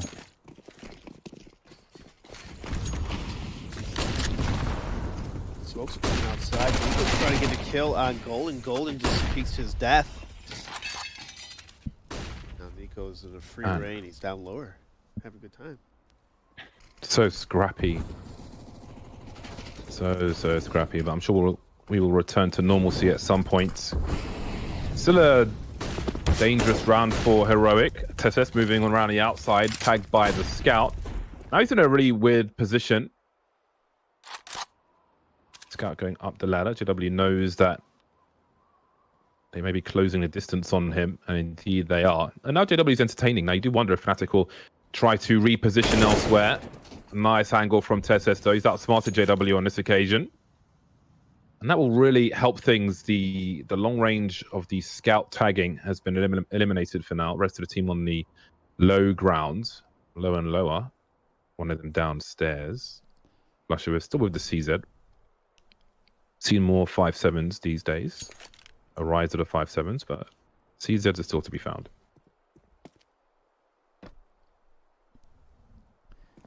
She's one of the masters with it as well. See what he can find with it. Doesn't look like too much. And I think the point at which normalcy will be restored, James, is after this series is over. I don't think there's ever normalcy when it comes to a Fnatic game. That's true. Crimson Brolan. Well, Brolan's got the AK he can save. Now Heroic like getting to 13 rounds. Now I'm starting to be like, ooh, this is feeling like Fnatic are not responding. They have had a lot of these, like they have indeed had these scrappy rounds where they've thrown a wrench into about 5 different places in the Heroic machine, but Heroic are winning. Ultimately, they are winning the rounds. So it's getting to that point where it's not good enough to simply just throw a wrench into the works and cause problems and keep the economy honest. They now need to find a way to win the rounds, and they've got no money. I'm trying to cast my mind to a round where Fnatic had like truly a full buy with full utility. I can't think of one. I don't think they've had any this half, actually. It's always been a little scrappy. Brawlin, the only one with anything to work with in this round. There are a couple deagles on Crimson Golden. You can't count them out with those weapons. So this round is really up to Brawlin. And where is he right now? He looks to be at the inner bomb site, playing around the Tetris position. Heroic making a case for outside. A slow scale from these members. They would love to finish this round cleanly. Build that economy so that they have good looks for the remainder of the half. They'll send Cadian on a little bit of a probing mission towards his heaven position, but the rest of his team is heading towards lower. So the commander is on top, looking down at his soldiers as they make their way downstairs. The Brave Warriors. Oh, hello. Oh, that looks like he was missing everything there. That was a bit scary. Really needs to keep the AK. Honestly, if Brawlin just went to spawn now, I would be totally fine with it. They can collect another gun that Cadian dropped and then just go to spawn. Did Cadian just have a MAC-10 or something? Yeah. Okay, that's... There might still be an argument to actually even keep the MAC-10. It'll be a full buy next round. Should be. Hopefully. Could grab the Mac 10 and try and make some bonus money with it. Probably the best bet. Exit frags with a Mac 10. Bonus money for the buy rounds. This is a really, really... You never know. You got to keep them on their toes, right? I think they could still be rescued, that AK. If they're lucky. I hope so. I mean, the bomb blast will perhaps send it. Grab it. But... Yes. And... Oh, wow. He survives and then he dies. This is like... I feel like after some false starts, the half is starting for Fnatic at 9:14 because everything else was more or less a disaster. So this is like such a bad spot for them. Yeah. Definitely agree with that one. Heroic are just finding edges all over the place. And it's really weird to get back into a half really like this late when you haven't really... you don't feel like there's like an established tempo to the gun rounds because all the rounds have been so weird. So, you know, often you'll just play kind of standard and default as a response to that to try to find a foundation. But Heroic, they could throw something quirky here and they're just going to try to walk through this smoke. Roland there, just easy second kill through that smoke towards that squeaky door. And Heroic don't have a response just yet. Golden has managed to also find a headshot here, and now it's going to be about damage for the remainder of Heroic. Nico's able to find one. Now he needs to find at least a second kill here to keep that money honest. There's that second kill. So that's at least going to hinder the Fnatic economy from growing all too much, but that's... that pop out of squeaky door, I like it because they're really trying to catch Fnatic off guard and just win the round like that, but it didn't work out. So I would suspect that they will go to something a bit more standard after a round like that.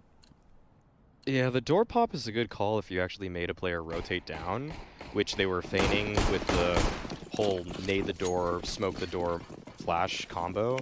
But the smoke didn't actually go far enough, so Brolin could see that no one was able to go down the vent. So he's not even really out of position at that point, and Fnatic were able to center their defense just in the exact way you would want to.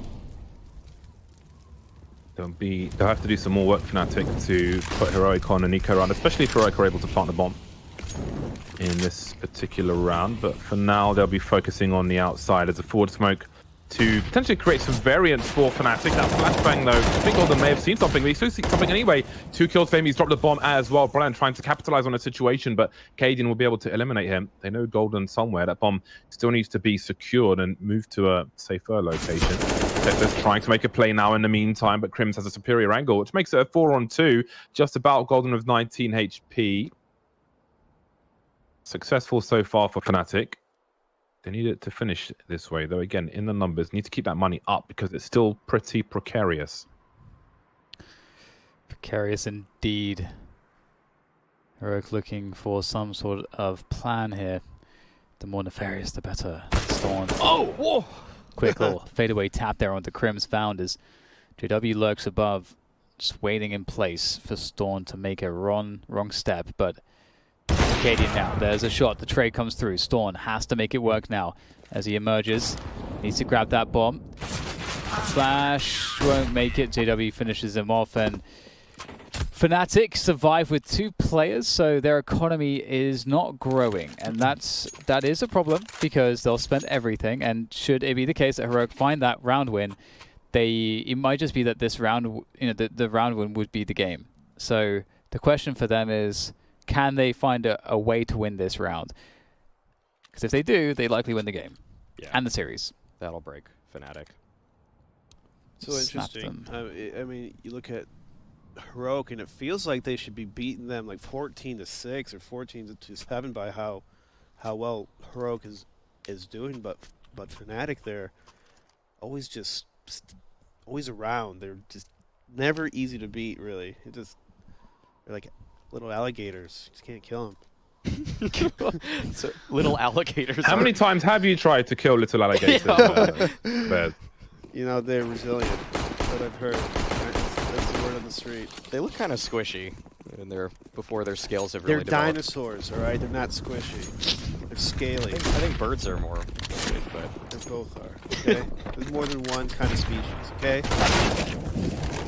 JW looking like a little alligator there, staying alive. Flusha able to find a couple of kills, but the trades leave it to a 2v2 situation. Positioning here as well is quite interesting insofar as in this 2v2, I was about to say the lurk out of the squeaky door could have been really strong, but it's up to Crims now. He's on the bomb, he's sitting on it. No. Maybe it'll hatch. He feels compelled to find the other player before they split him. I don't think He has to make a play there before they snap him. He must have. I don't think so. He didn't look there. I don't know if he saw it radar. I'm not sure. Because he did kind of a forward peek in that situation. I know it's 1-on-2. He probably had to make a move. But that long range of an angle tells me maybe he didn't see it. Well, 15-11, and Fnatic have absolutely no money, but maybe this is where they perform the best. Rogue are set up to win this series and advance. We'll have to see exactly how they're able to do that in this round, or maybe not do that, as the case may be. Here we go, that push is going to be halted there. Crims with a nice stoppage, as he's always good for, but the bomb will go down.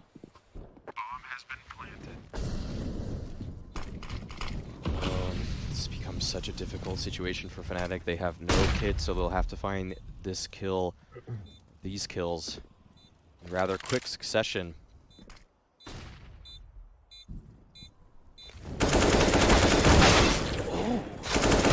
This spray coming out from Tessus enables the push to commence, and Fnatic, they're making quick work of these players on this bomb site. Nico, though, he does have a Molotov, but Brawlin has the counter in a smoke. But Nico just finding all the kills right now, but there's no way that he can stop JW. He can't find the angle, and the defuse will come out. JW able to pull it off in the 1v1, and he finds the kill on top. That must have been a spot where he kills both players. He thinks he's nailed it, and then his teammates are like, wait, the bomb. They're still defusing. They're still defusing. Yeah. Wait, no, he tapped it. Because it looked like for a second there he like let off the gas just after those two kills. Like you actually might be able to see it here. 1, 2. Yeah, he's like, oh. Wait a minute.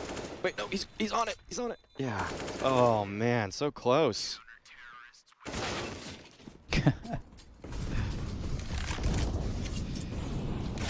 Well, here we go. Cadian there with the orb scaling very quickly. Very, very quickly. Smoking off that main position. He's bold. He's large and in charge. He's a tall man, actually. Cadian's got a intimidating stature to him. Nice fadeaway. Flusha is just defending ramp like a pro. It's really odd. Backs to the wall. Yeah. That's where Fnatic do their best work, huh? Okay, now it's a 2v5.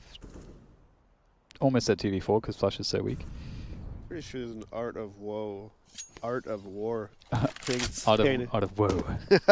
Whoa. About pushing a desperate person against a wall. You know, always leaving an exit route for them. So people fight in the last stand, they're more powerful, they're stronger, they're giving everything, every little inch that they got. So it's better to let them retreat instead of trying to fight them. You should always fight. Smart. You should always fight? Well, that's how you get large Unless you're scared. Eric, you're scared. That's how you get fatal lacerations. You're gonna lose an eye, Dan. Yeah. Take an arrow to the knee. I got a second one. Who needs peripheral vision?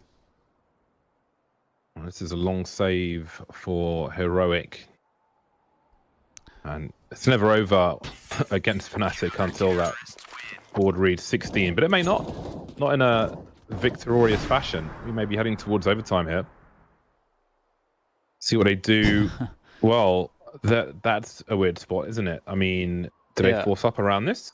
It's actually really funny that you should say that this might be overtime. This is exactly like the first map, where it's like it feels like Heroic have been winning the entire time. It doesn't really feel like it's a close game, but for some reason you're like looking at the score and it's like the score doesn't make sense.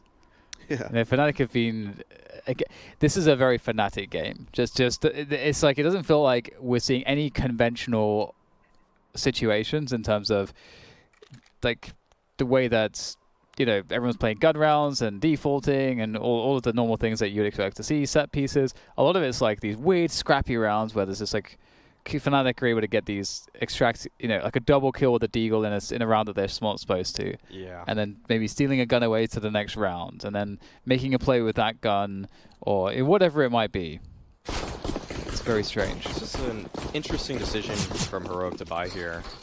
They could have saved up for 3 guns into the next round, but they're actually playing that to probably get a bomb plan here so that they'll have another buy after this. We'll see what kind of strat they call, but it's more or less what this buy indicates, that they have some way to get a bomb down.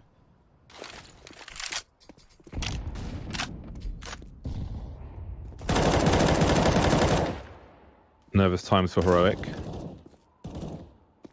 Now, CT's with most of the spray at the beginning of the round, much less of the rattle of AKs that you'd normally hear from the T side. It's well-timed incendiary from Fnatic, and it forces Heroic away. You never know what Fnatic might do behind that kind of play.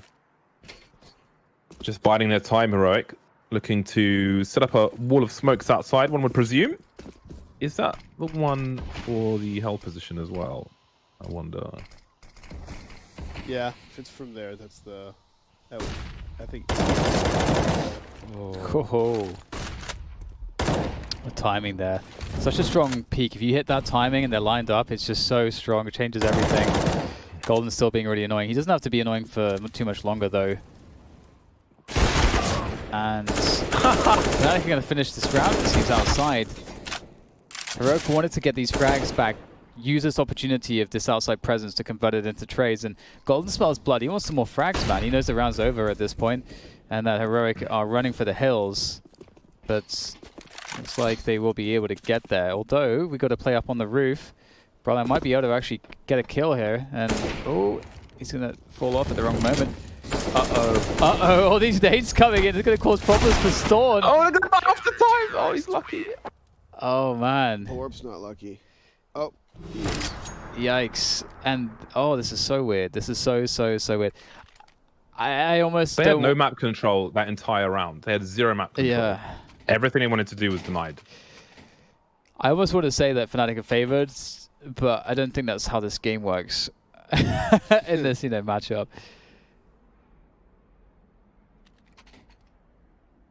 Yeah, if I was Heroic, some of the success that they have had was going down vents. Was one of the rounds. Outside, Fnatic's been pretty good at stopping that. Either getting a kill or being pretty quick on the rotate. I don't know, it's hard to tell. The pistols, it's not easy to take outside with pistols. Obviously, you have to toss the wall of smokes, but Fnatic has ways to counter that with positioning towards lower and CT spawn. So if I'm Heroic, I'm thinking event play. I don't know, it's a little riskier, but I'm thinking of some kind of event play. Try to get someone down lower and work the map. Communicate with them. The winner of this series will play the winner of OG and Godsent in the next lower bracket match as well. One of the interesting things about this tournament is all the rematches that are possible because of the format. Oh, try to get down.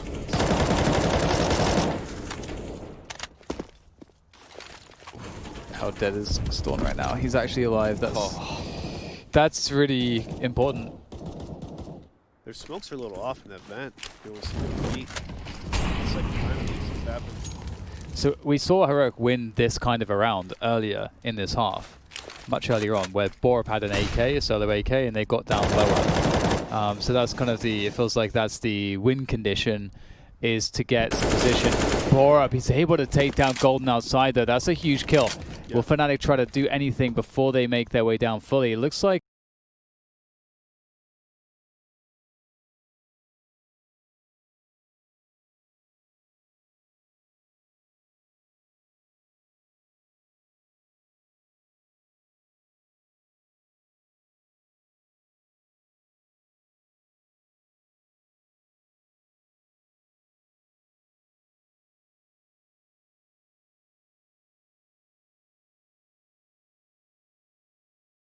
event.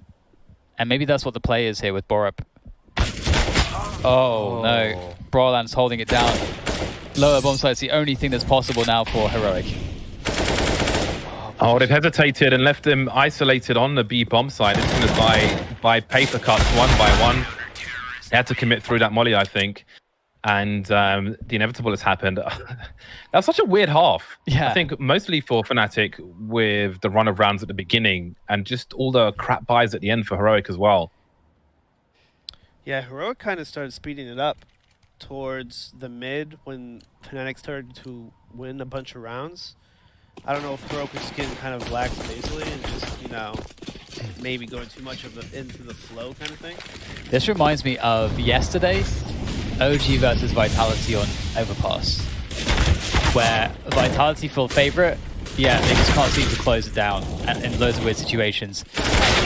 Big upper split attempts coming through, and it's all about these AK shots, and it's not looking good here for the Heroic side. Fnatic are defending valiantly yet again, as Bo3 tries to get some damage in there, at least. But the bomb is lost at this point. Easy frag there. Good mechanics here from Bo3. Looking to see what he can do. He's actually going to be able to get the bomb away from here. Oh, he's going to go for the angle. That's one headshot. Oh, he can't quite make it down and across. And Flusher even had the pistol out to finish him off there. And it's a good attempt, though, from Bo3 to try to save it. But 16 to 15. And are you guys getting the same vibe as me? Like the OG Vitality game, where it's like Fnatic are OG, Heroic are Vitality. And in the sense that Vitality in that Overpass game, it feels like they're playing the better game. But on the other side of the things of defense, you have a team that's just performing extremely well individually, creating all these kinds of weird scenarios. They don't necessarily have a game plan that's as good, but for whatever reason, they're just in the zone. Yeah, I would have to say that it feels similar. Heroic, they've shown a better game plan. They've shown some set plays here and there that have looked pretty strong, but Fnatic sometimes just pull rounds out of thin air and off of individuals. Golden, Crims, some of those key players are just stepping up at the perfect time for Fnatic, and things are just meshing for them. And weirdly, sometimes Heroic is slowing down these rounds and playing at the pace that Fnatic wants to play on on their T side, and that's playing right into Fnatic's hands. When you play their style, there's no team that's better at it than Fnatic, of course. Yeah, it's a really good point. Fnatic are so good when the rounds slow down. Look around the map and cause additional issues. Outside has been a problem for Heroic in whenever they want to default in the gun rounds. It seems like Fnatic have some pretty key plays around the secret stairs that have been particularly problematic whenever Heroic have tried to run the wall of smokes. And I don't know if Heroic have like a bad taste in their mouths from when that has happened and now are going to avoid that, or if they'll approach it differently, or what they'll try to do. They just tried that fast upper split as well, and that with outside, like the main split. And was it main and Squeaky there? Mini, Squeaky, yeah. Okay. Might have been one player hut, but he would have died early if there was at all. And that didn't work out for them at all. No. I wish they actually ran that kind of play in regulation when they had those messed up buys, because that's when those buys can be so scary when they're supported by utility and you just have 5 Tech 9s or 4 Tech 9s, I guess, charging at you. But Heroic, they wanted to take the guesswork out of the first round of overtime here and call a strategy like that. And sometimes that's a way to rally your troops. Just let them go on autopilot, and they know what the strat is. They know what the looks are going to be like. But Fnatic threw very good counter utility when they saw that coming at them, and it really disrupted that play. So I have a strong feeling that Fnatic is probably a little bit better prepared for this map than we may have first given them credit. That's something I was wondering about. It feels very hard to predict what their preparation is, because it's almost antithetical to their style of playing Counter-Strike. I think that's actually something we said in the pregame too. that you kind of expect more of a specialist look out of Heroic, where there will be tailor-made tactics or strategies for certain matchups, whereby with Fnatic it's more about them just like finding their comfort zone, and the fact that they have such a breadth of and the capability of adaptation that is inherent to their intuitive playstyle, that that means that they don't necessarily need to have all of the preparation in the world. That's a good point. Looking for that early pick Cadian, but no one is going to serve themselves up, and Storm will go downstairs instead. Have a look at downstairs. Maybe there's a library in there. Look for a rotation as well. See how Fnatic react to this. No one's gone downstairs just yet for the CTs. 3 players in A for Fnatic at present. They must be aware. Oh, maybe they're not sure if somebody's downstairs, but they'll soon find out because there's Dawn with a nasty surprise. Yes. JW will go down. A much needed opening. Brian making a lot of steps. He'll try to sprint up that ladder, and that's not going to work out. And again, just like that, all the picks are happening here for Heroic. It's also hard to say how actually Heroic have just found all of these picks. It seems like the first pick is obviously so critical in terms of it then forces Fnatic to kind of make plays around the rest of the map. And that's when they can get caught out more often, but... Oh! Like a way better peek for Flusher there, but 16-16 as Heroic pick up a round back. Yeah, what did you make of that in terms of how replicable that is for Heroic? It feels like on the CT side for Fnatic, they don't necessarily have proactive plays, but they have philosophies for the round, and that one just felt like create chaos round. That it felt like they just unleash the hounds, JW just going down the vent, Brawlin pushing into Hut. So many things happening simultaneously for Fnatic that aren't necessarily related in the macro sense, just similar approach. And okay, well, maybe it is replicable for Heroic because Fnatic are taking an aggressive stance once again in this round, and one-man advantage for the Danish side. Indeed, Brawlin's going to exit the vents, and given that the bomb is making its way down to the lower site at this point, this could be a problem. But what's interesting is that we still have this presence upper and outside of main. See Bro up on top of the mini position. So this gives Heroic options to actually go back up the vents depending on what happens. And they are also, it looks like, backpedaling out of Secret. And I suppose it's about this split now onto the upper bomb site. There's the trade onto JW. And Brawlin's the last man here who could really offer up the defense. And he's going to do just that. But he's going to burn all the way. 17-16, Fnatic leading by 1 round at the end of the first half of the first overtime. And we are looking for a team to reach 19 rounds. And so for Fnatic to do that, they would have to win 3 in a row, or at minimum 2 to force another overtime. And Heroic, obviously, another 2 rounds, and they will be able to win this map and series and move forwards in the brackets. That's such a weird setup by Fnatic, because Heroic got 2 kills outside, right? No one rotated lower on Fnatic. I think Heroic expected that, to be exact. Someone will rotate to lower, right? Should. Fnatic, no. Not us. See how much spraying there is in the lobby area. I wonder if that's a tell for the CTs, if there's like a lack of spraying, that there's more presence outside, and if they reposition accordingly. Although if no spraying, they're going to walk out of the smoke with some flashes. Rob gets the bomb at the very least. He somehow takes Crims out on the sides as well. Maybe blind on the way in. And this leaves Heroic in a really bad situation. 2 versus 3. Things can quickly change, especially with Cajun on AWP and Tessus running distraction in the meantime, making his way to the low ground. And down goes JW now. Golden trying to make the play in the 1 versus 2. He knows one's right behind him somewhere, but he can't find the right angle. Looking up top, he has no idea. He must have heard him fall down earlier on. I think he may have realized now. Tessus has touched the bomb. He's going to draw him out. Cajun's still alive for now somehow. Tessus with a wild swing. This has gone on for longer than you'd expect. Cajun now making his way. Look at the spray. That's ridiculous. Does he even peek? He's holding the defuse. Golden, is he going to peek in time? Just about. That is all over the shop. I can't. That was crazy. How do you get so many chances to defend the bomb like that? He was literally on top of the bomb. being sandwiched. Yeah, that was really crazy. I mean, amazing play from Golden to sort of thread the needle in that one. But it's just a really weird situation. But there you go, Fnatic pick it up. They need to pick up at least one more. Make sure that there's at least one more overtime, guaranteed. At worst. And at best they can still win this. Nice pick off found by JW. Don't want to try to trade that one. It's untradeable. That is why the AWP can be so sick. It's untradeable kills.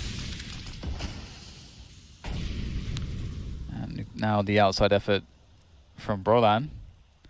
It's going to get a little bit more information. Uh-oh. You've got to be careful that you don't overextend.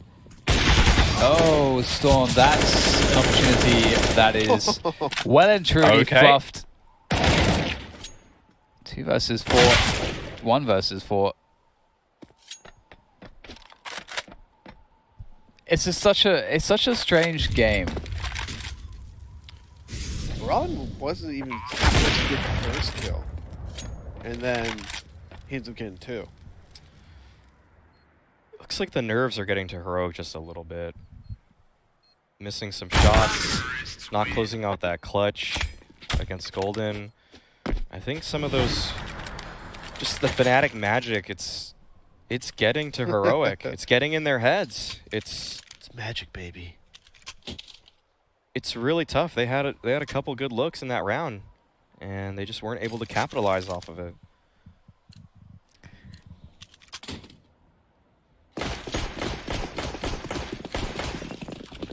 Well then, this could be the last round of the game. Or we could be going to another overtime simulator. Now, it is a really tough spot for Heroic. Cadian's down to Desert Eagle, no AWP for him, so Alan Storm's been taken out immediately. This is not looking good for Heroic. They really are on the ropes. Oh, wow.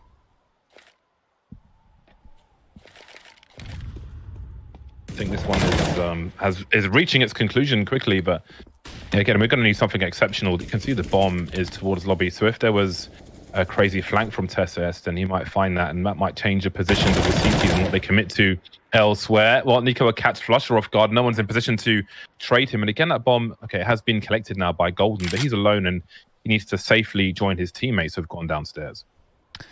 So this kind of goes back to what you were saying, Alex, about there is these rounds slowing down in these mid rounds to a pace that Fnatic is extremely, well, they are superb in these moments, and it is one of these moments that could take them to the next map if they are to play it well. And they will start to move that bomb down lower.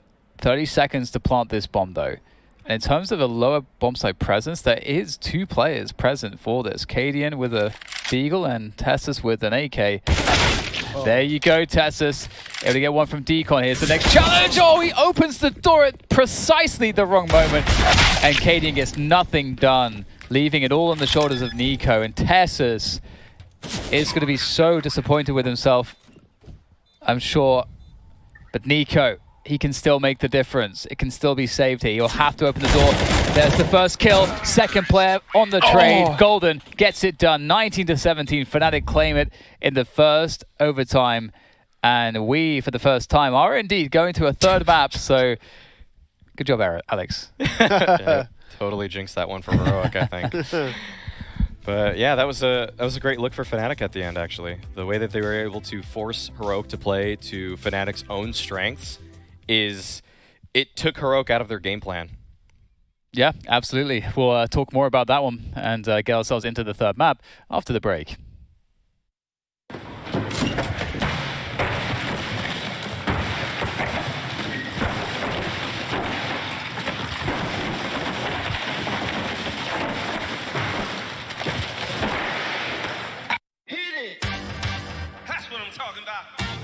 Wait! Okay, now, from the beginning. Hit it, boys.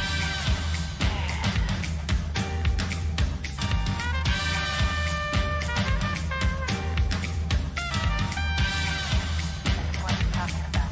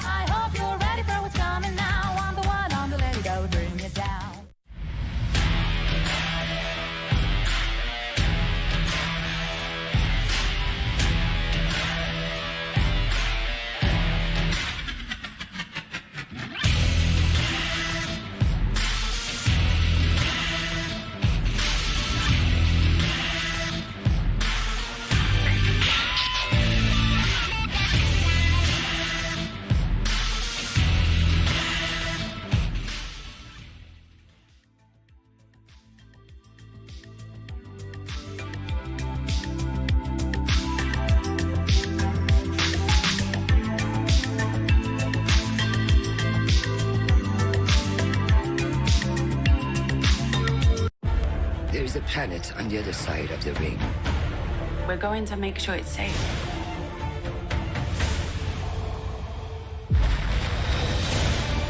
They were foolish to think they could live there. This place is our only hope. We're not giving it up.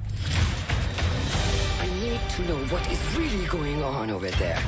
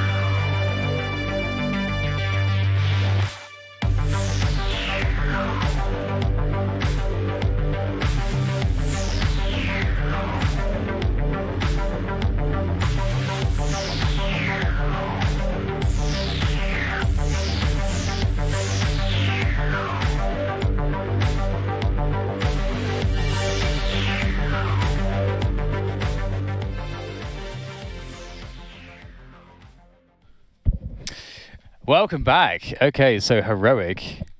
I mean, that was a rough one. We expected Heroic to win that map, and they conceded.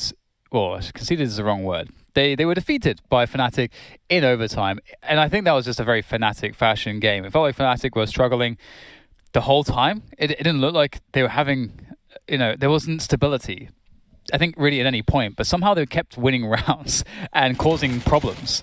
So what happened for Heroic? It was a slog. Yeah. It was a hard slog. It was scrappy. It was dirty. It was grimy. They got blood and soil under their fingernails. I only have that too. Okay, well, but I think maybe take away from this is when Heroic maybe started playing more like, as you guys mentioned in the game, that they're playing a bit more of Fnatic's liking, their style, where they want these long, drown out mid games. And as you see right here, Heroic and Fnatic, Heroic had a chance to win this game, had a chance to close it out, and they messed up on the 1-on-2s. They messed up on these post-plant situations, and it just shows how resilient Fnatic is. That you can never count them out, and that you just have to almost go 110% the entire time, or if you give a little room for Fnatic, they're going to just run away with it. Yeah, this felt like Heroic were never able to truly enact their game plan for the half. Didn't really see as many of those set plays coming in to fruition, and I think Fnatic took a really big risk in this game, picking the T side to start out on, and I feel like that little sense of chaos, that sense of uneasiness, something Heroic just weren't ready for. They never were truly able to recover. They had some looks, they had some great chances to close this one out, but Fnatic just kept things just chaotic enough. And we know that they thrive in that kind of chaos. We know that when things get hairy and the round slows down, the game slows down, if the game starts playing at Fnatic's pace, under their terms, that's when Fnatic is the scariest team probably at this entire tournament. It's you can't just let them take control. Heroic had so many opportunities, they had so many looks, but then at the end of that second half, Heroic's money got all out of whack because they saved a couple of guns. Fnatic didn't even chase those players on top of that as well. And that just threw Heroic into the last, I'd say, 3 rounds of that T side. They had these mismatch buys, things that they weren't ready for, things that they clearly haven't game planned for. Heroic, at this point to me, they need to just not save those kinds of weapons. They actually need to just run in and die because everyone needs to be on the same page. Everyone needs to have the same kind of gun because when you just run a simple default and try to find picks against Fnatic, Fnatic tears them apart. Yeah. Actually, I remember you saying that one point. One of the rounds is Cadian bought an op. He had the whole kit and everything, and they rushed upper, and they got completely annihilated, like not even a shot off, and the kind of thing. If you're going to be doing an upper rush, maybe op isn't the best choice of weapon in that kind of situation on nuke, you know? Just like little things like that. Yeah, it felt like Heroic just never truly stabilized in that second half. Even though they had a good lead, there was a period of time when they avoided or they were able to beat the eco rounds from Fnatic and they gained some ground, gained some money, they stabilized, but then just in the blink of an eye, Fnatic turned into a Fnatic game. They started winning. Yeah, it definitely felt, as James said, extremely scrappy, just like very off-kilter, off-balance the whole time. And yeah, as you say, Fnatic are really good in those spots. Moving into the final map, Inferno, this does, now I'm like leaning Fnatic's way because they're really good on this map. And they're good in a way which is, I think, a little less conventional because they're really good at playing that very passive play style. So if they're able to slow the game down on that CT side as well as the T side, again, it's just a situation where they are very difficult to deal with because there's not too many teams still playing that kind of style and that are as good as that style as they are. So I'm curious what Heroic will bring to the table here to try to defeat them. Do we expect Heroic to be prepared for Inferno, and what will that look like? I think so. I think their CT side would probably be similar to the other CT sides that we've seen in this series, where they're proactive. They're trying to get info and maybe try to take control of some choke points. And I think Fnatic might be pretty good now at feeling it out and trying to counter it. And a map like Inferno, it's pretty good as a CT to have these pushes like down, maybe alt if you're lucky, or down even in B. So. But again, as Dan said, it's the third map. It's Fnatic. It's on Inferno, and it doesn't look good for Heroic. Yeah, I think Golden has established himself in this series as a true alpha. The way that he's able to win some of these clutches, the way that Fnatic was calling and playing, all of it, it's strokes of genius. He's looking so good, both mechanically and in terms of how he's able to be a captain. He fits in very well. As I said when Flusher was in the interview, I think that obviously you have people like CrimGW Flusher, who I would say the old guard, the lifeblood of Fnatic. But Golden in his playstyle definitely has slotted in like a glove, into that playstyle as well as Brolan. But I think stylistically you can kind of see it more. Like Brolan's just a beast, just in general. He's just an absolute animal. But Golden definitely, I think, is part of that Fnatic style in the way they play, which is great to see because that's one of the things that makes Counter-Strike amazing. Well, here we go into the third and final map between Heroic and Fnatic. And on the T side will be Heroic. We'll have to see if they can find a better look than they did on Nuke. Cadian with that candy apple block is on the way, trying to find the frags, but it is a lot of players here ready to contest his top mid position. It's looking actually very hard, and they've taken so much damage trying to get top mid, and they didn't even get it. Tassus with Brolan and his number in the apartments. And Heroic are in an awful spot right now. How do they get a plant? They're taking so much damage. They need a medic. Wrong game, Dan. Medic. No dispensers here. All right, well, everybody's biding their time. Everyone's fishing. Someone's going to come up with the boots. JW, it's awkward for him. He's got utility, but doesn't really have a teammate who can play off of it unless he flashed long and there was a swing from library, but it'll be dry. Double pick's good though, and Dawn's taken out, and things become more difficult for Heroic. Wow. And there's the brazen plays from Golden. Again, they've got a man advantage, but who cares? Just run and kill everybody. That's Fnatic. That's an alpha would do it, right? He's the alpha. He's the alpha in the server. He's the apex predator right now. He's at the top of the food chain. What kind of animal would he be? If Gold was an animal. A human. Sausage dominates dog. everything.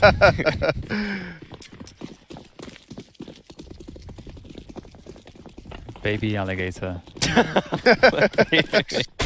Oh, thought about that for a while, didn't you? Nice shot there from Nika. That's some Fnatic shenanigans that were happening on Nuke to Heroic. Now Heroic have turned the tables. I love this, pushing through the smoke, calling the bluff. Flush is on the other end of it though. He's going to try to hightail it out of there, but in it comes that Tech-9. This is what they're good for. Just get that ground as fast as possible. Flusher, oh, it's awkward. Spinning around, Tassus will slap down Flusher. And all that remains is Brolan and Crims, but they are healthy and ready for the task. And oh, look at this cheeky little smoke. That's actually awesome. See these little leggies, but there's none to be found. Little leggies. Yeah. You do baby talk when there's no cameras, don't you? No comment. Yeah, he's been doing. It's not even directed at you, Eric. Why are you so defensive? He's been doing that. Clearly he's part of the conversation. Oh, this is looking like a great retake from Fnatic here. Not too much for Borup to do other than some pop shots through the smoke. Won't be able to find it. Excellent, methodical, procedural. So clean from Fnatic. Where's the kits? Give me the kits. 3 kills and a bomb plant, though, is certainly a welcome sign for the Danes. They have looted and pillaged, and now they must convert with the rifles. The pagans. Pillage your village. Destiny is all. Here we go. Heroic. With a slower start to their default, they have been slowed by this utility of Fnatic. Behind this smoke on logs. Awkward smoke, actually. Small gap. But it's Golden who's found his way through to the logs. And this is really awkward here. Oh, it's Golden's running out. This is dangerous right now for Fnatic.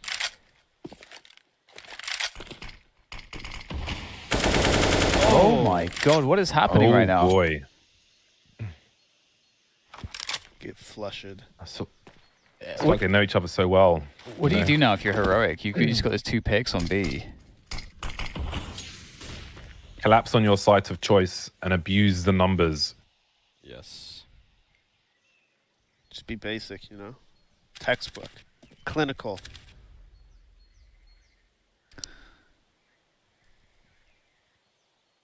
Crims in the perfect position.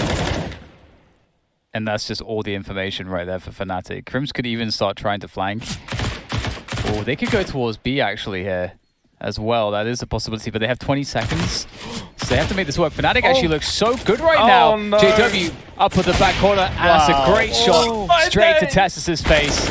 And this is collapsing for Heroic. Wow. How do you lose that with no more frags? They froze no more frags, so bro. hard there. They could have just... All that was needed was just a decisive push together, and they were so tentative the whole way. They're overplaying it, man. They're waiting for the smoke on Banana with their low health guy alone. Just go together. Like, doesn't matter. Just put him ahead of your push onto a site and then trade. Send him out there like a probe on StarCraft. In hindsight, it looks bad that he walked there by himself. But in all honesty, in terms of the numbers, now you know that there's at most 2 players at A, and you think 4 players could deal with that. Because Fnatic could have just as likely had 3 players at A, and then if Stown is able to get that information at B, then they also just win. It's just crazy the defense that Brolin and JW put up on that bomb site. Yeah. But did you also see that the bomb, like when they were moving around long, the bomb was the one who was spotting in mid towards short alone? Yes. And everybody else was around the corner. So they had potential to lose the bomb as well. Like there were other potential problems that never came to fruition. Well, the thing I was looking for was Storm to push or die and get the info on Banana, and his teammates would have been around Arch at that time, and then that gives them the option to go B, or to have the best position to actually deal with A. But instead they split the attack on A. I'm a little surprised they didn't go And the B bomb off was that. alone on Porch as well, which was a problem, as James mentioned. Dan, Sean, what are you going to call me next? Cindy? Cinderella. Oh. Good damage done by Fnatic. If Fnatic win this series, I feel like that's like a stolen series almost. I feel like Heroic have been in so many good spots actually. Yes. And they've played like they've played like 80% really well. Yeah. And there's just the small leaks that Fnatic just love to exploit that remain. But they have found a after plan here. There's 2v3 from the pit position. They're doubling up. They're going to play this classic bait setup, which would be quite unexpected. Normally you expect someone in the site here with this. They're all going to be looking to the site, you can see right now. And now they know. Oh, nice shot by Katie, and that's decisive. Oh, another 1v1 from Crims, but defuse comes through anyway. 4-0 in favor of Fnatic.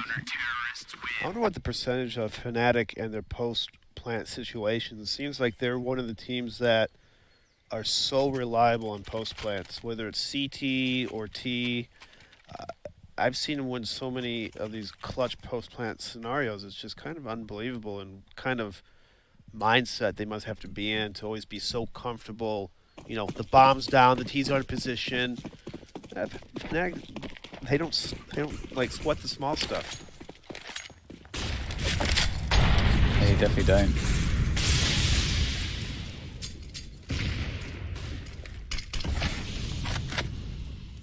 Oh, cheeky little boost over the smoke here. Not too uncommon to see these. Sometimes they just get spammed exactly like that, actually. Again, that's the meta game for you. And I think even if the CT is behind the corner, he can still get spammed in the wall. It's like a thin piece of concrete. So a lot of teams have been opting to spam that spot. I think I've seen every pro team spam that spot on this map at least once. I was gonna say, like, when you understand the meta, you can make counters to it. So for example, in spots like that, you can have 2 HEs out and just wait for someone to spam that smoke and then toss the HEs. You know, stuff like that starts to become like, when you understand where the meta is, that's the next. And when those next steps start happening, that's when the meta then shifts, or when there are, you know, when. It's mind games. Exactly. Yeah. Oh, this is a tough hold for Fnatic here. But there's 3 players actually. Oh, Crims misses the smoke, but he's still able to hit the spray. Takes down more up, and the full exec comes out on the side of Heroic. Will they expect Golden in the bomb site, though, is the real question. Oh, the volley just ticks him and alerts Nico to his position. And it looks like Heroic might just get their first round on the board, but it's never over until the round is actually finished against Fnatic. 15 seconds on that clock as the bomb's getting planted. He got the bomb. Okay. Oh no, the bomb's on the floor, and I don't think anyone's going to get to it fast enough to even pull it out to even try and plant the bomb. Oh yes, they are actually. Oh my goodness! Oh my days, and he's still there, of course. Oh my And he goodness! gets the kill after time. It's outrageous. Honestly, it's offensive. There's got to be a Geneva Convention about playing in such a ridiculous fashion. That should have been a round win for Heroic. How do they do this? How does Fnatic do this? I was saying, it's never over until it's actually over against this team. So close. And then, bop. Oof. Oh my god. Oof. The European Convention for Human Rights called JW's going to prison. Crimes against humanity. That is such a heartbreaking round to lose. Oh, that's just...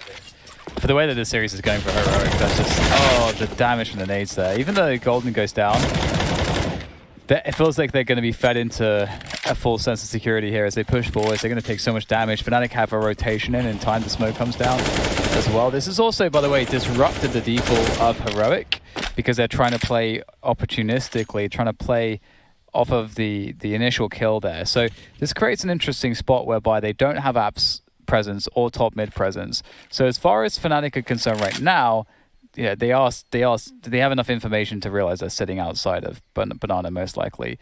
And so there's this window of time now. Are they rotating back to now take top mid?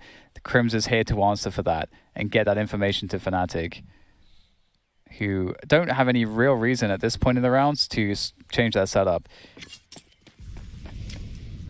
Crims is going to hear the nades going towards that B site, and look at this. That's so smart. The way Heroic are playing this is so smart. They hear all the rotations. Oh my god, Fnatic have outplayed themselves, and they have taken the bait. Hook, line, and sinker. Katie with the frag there towards the library, and that's Fnatic having to save. They got so outplayed there. That's beautiful. It's great rotation bait by Heroic. That's so smart, and again, so the way that works is because Crims has the info top mid with like 30 seconds left when that push is coming in towards the B site with all the nades, and so as those nades are getting tossed, Crims has to assume that is they're committing towards B at that point, and it's just so awesome to see that there's a timing there that's been created by Heroics. Not that they got a lucky timing, as so often can be the case in Counter-Strike, but it's like let's create a problem for our opponents in terms of timings that we can then exploit. No luck there, Dan. No luck there. No, that's skill. Yeah, you make your own luck in that sense. Fnatic though, they do have. Actually, they don't have that much money. They're pretty much going to be on a save if they lose this round. Even though Fnatic's up 5-1, Heroic doing a good job of just whittling them down round after round.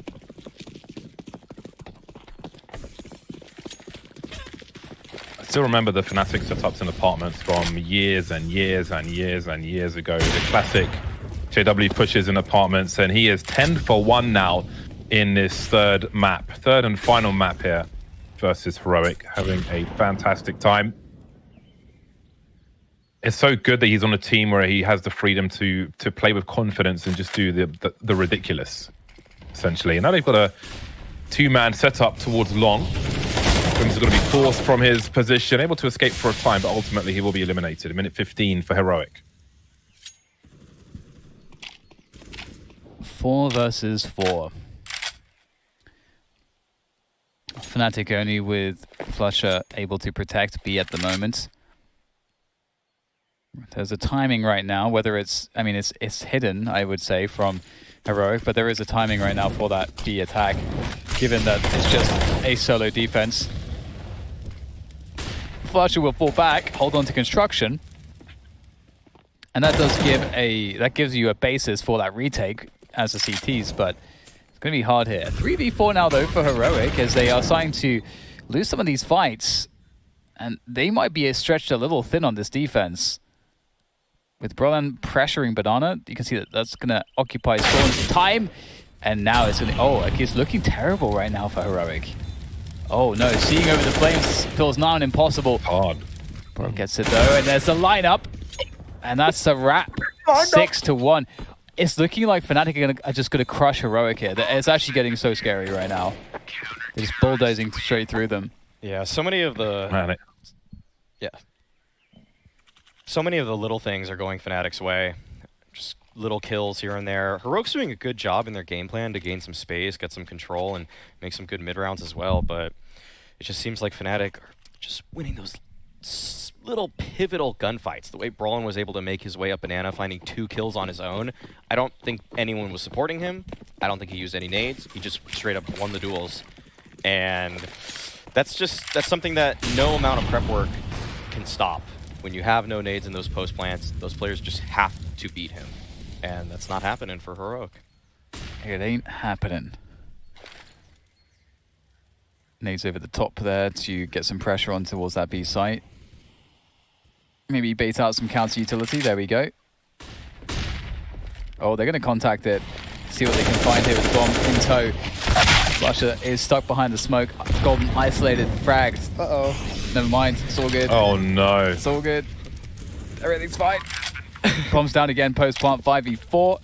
Full nades pretty much for Fnatic for the retake. Do they fancy it? They're going to save. Their money They're does falling suck, off. so...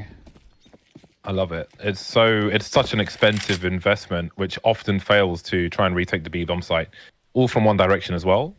It's I'm glad they didn't wait too long, because I feel like, especially in a 4 versus 5, if you fish around for one kill, it may encourage you to push and then you lose everything. Whereas they're just like, nope, let's just get out of here. Yeah. But it's almost like they've considered that there could be a lurker on the other side as well, with where they're saving. They're not going all the way through to the other side of A as you might expect. So the awareness of Fnatic is good and tells you how focused they are at present.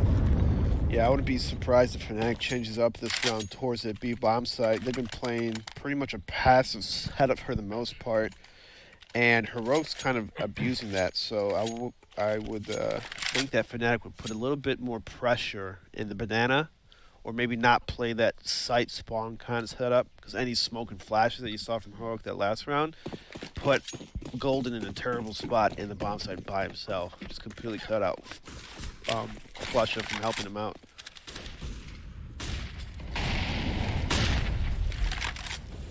Fnatic decides to keep playing their...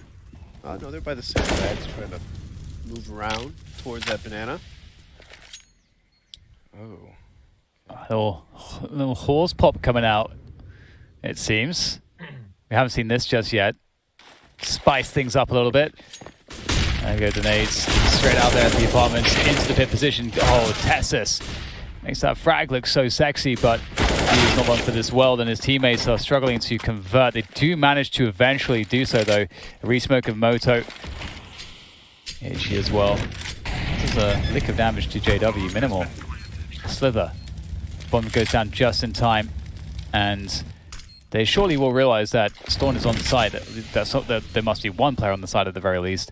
Caden with that AWP in a perfect position, elevated to catch the Porch players. He has to hit this shot. Oh, the timing. That's absolutely brutal. Now they know that he's there. How does he do this? Oh, Caden shooting a little bit too quickly. That's Storm with it all to do, only able to find the one. Oh, that's just another example of Heroic having opportunities, but just missing that one key moment.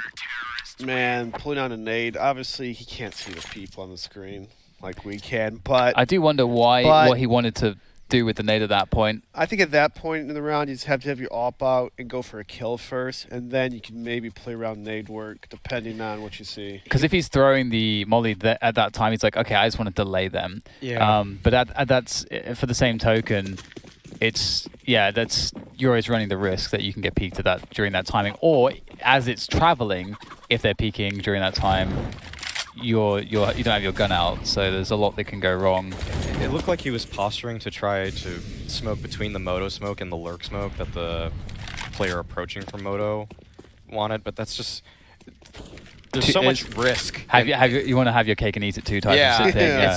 It's just you got to let the player in sight just deal with that problem himself. Yeah. Because your responsibility to watch apartments and porch, it's so important to try to stop that. And at the end of the day, I mean, all right, we'll hold that. We'll just hold that. Hold that. All right. Well, Heroic are at least able to find bracket control very early in this round, but there is a 4-man stack from Fnatic here. Oh, the flash comes out, and Cadian's not able to hit that player crossing into pit. Now, this is great positioning from Fnatic. They have every base covered. Player in sight, Moto, Arch, Cubby. Oh, this is a good flash instead of Golden, but he's only able to find one. A counter flash actually coming out simultaneously from the Heroic side. Makes that an even trade.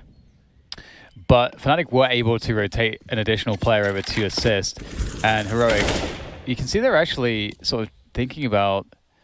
Oh, I thought for a second they were thinking about going back there. They have no presence towards B side. Interestingly, Fnatic are rotating a player back to B.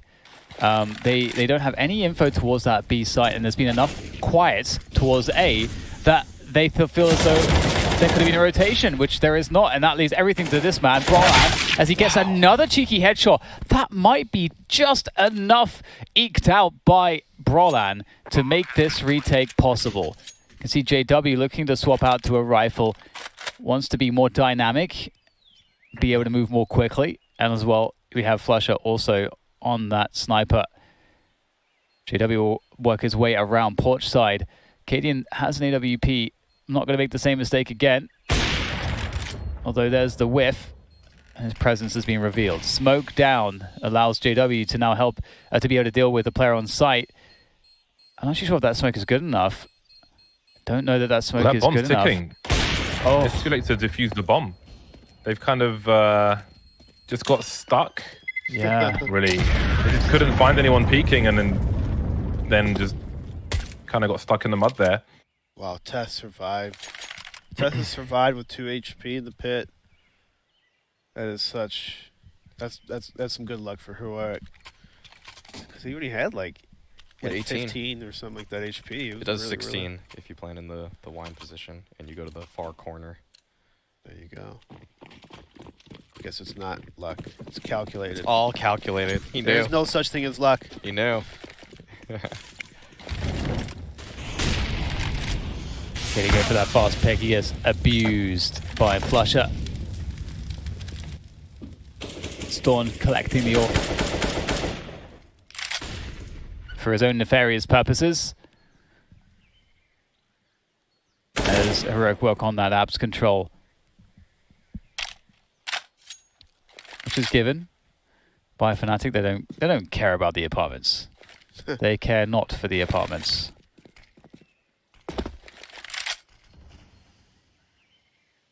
Heroic looking to just set piece into that B-bomb site. Oh, well, there's only 2 players there to defend it, so it's a good shout. Although there is a rotation coming as we speak in JW with the M4. Oh, it's great stuff from Flusher there, protecting his teammate from Molotovs. So will delay the push enormously. Completely smoked off of the side with one trapped in ruins. Quite the execute from Heroic. Flusher just holding on to ruins here. The bombs are not planted just yet. I wonder why. Oh no, and now Stabben's about to go and plant a bomb again. He takes one in the face. So that's really unusual because you can do the elevated plant on the top end, but CT's a problem. Tess has got to bait his teammate. That's not going to work out for him. Now he's in a 2 versus 1. I don't get the hesitation. He was in such a weird position. Maybe they were concerned about who was covering CT, but it only went from bad to worse. Did they think there was someone else on the site as well, hiding behind those smokes? Because there's smokes all over the site. So here's what happens. They killed Colden in the bomb site, but they heard someone spam from CT spawn with a rifle, and they also knew that there was an opper in the site, or like in the halls or something. So maybe they were scared of the opper from spamming. But that's kind of wild that they're scared of a spam like that. That's what I was wondering why they didn't just plant somewhere else. But as a fast round here, as they look to rush to the B-bomb site, this might be how it happens for them. Oh, that's a great kill from Flushy. He might be on for another one here. Oh, interesting smoke at the back of the site there.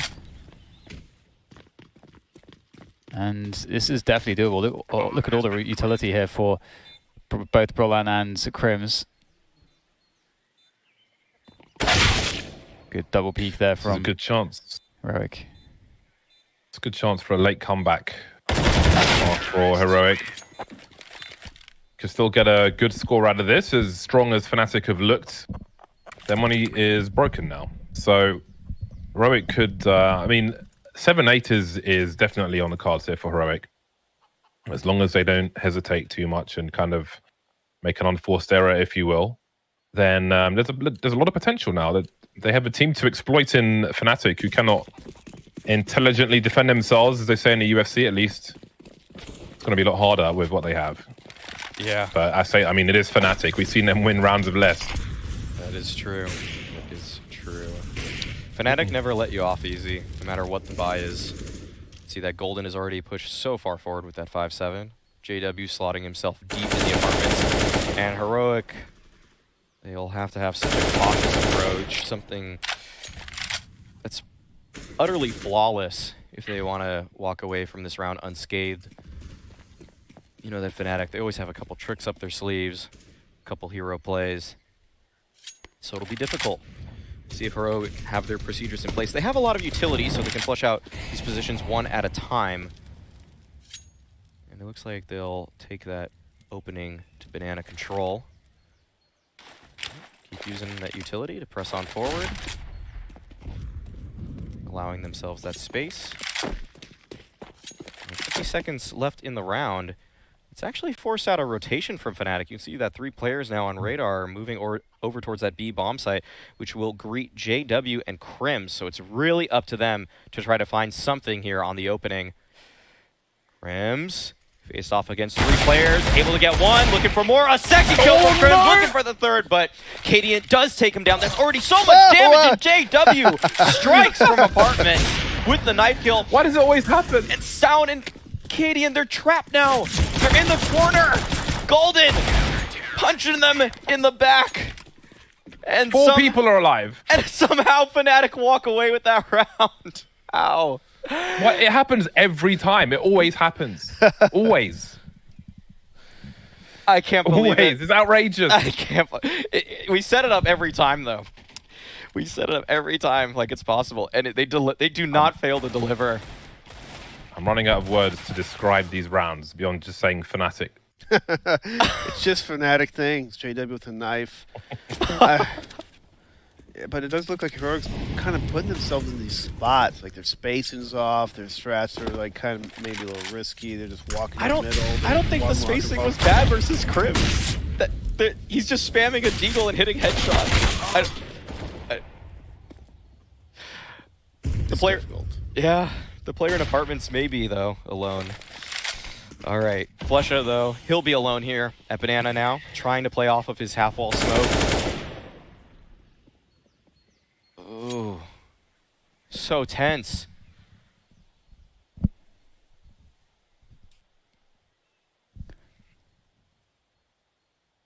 Minute to go. And Fnatic do have the info around top mid to likely expect this. Not a peep from these T players around that A side of the map. Fnatic do have the vision thanks to JW. And here comes that push towards B, and Flusha gets himself a freebie. He might be able to get just one more with the spray. We've seen him do it before, but he'll get shut down this time around, and Crims is the one that's able to find it instead, which certainly gives a nice advantage, an edge to the Swedish side as they look to close down on this bomb site, get that retake going, and find the defuse. Tessus and Borup standing on the site to play off one another. There's a great flashbang, and now it's all on Tessus, but just that's all it takes, a simple flashbang, and that's going to be Fnatic with the conversion of this round, 10-4, and it's just Fnatic is just such a crazy team. Yeah, and I think one thing to point out for Fnatic's CT side is that they're really good at A, of not wasting their utility early in the round. This is why Fnatic is so good at retaking the bomb sites on this map, because they have smokes, they have molotovs, they have flashes, and usually most teams will kind of dump them in middle or halls or something if like nothing's happening. Not Fnatic. They hold on to it till the very bitter end. Yeah, it's very helpful, and it's kind of that thing I was talking about in the pregame as well. Just the style of Inferno that they play on the CT side is difficult for teams to deal with because it's not commonly the way that it is played. CT sides are much more active typically. Well, here's the push forced out perhaps by the Incendiary, encouraged at the very least, but it's going to be 2 frags the way of Heroic. Here, looking to scrape this last round out of this half, have something to work with as they go into their CT side. Flusha, though, trying to hold on to things here. They know the AWP is a problem, and Flusha's got 2 players on either side, and it's going to be Storm who will take him down from that banana push.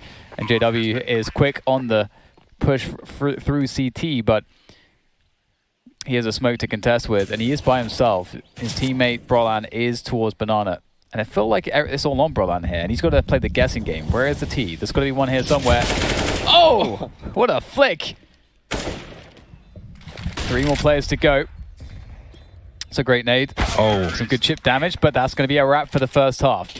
5-10, a measly 5 rounds for Heroic. They have a lot of work to do in that second half. We'll find out if they can do it after the break.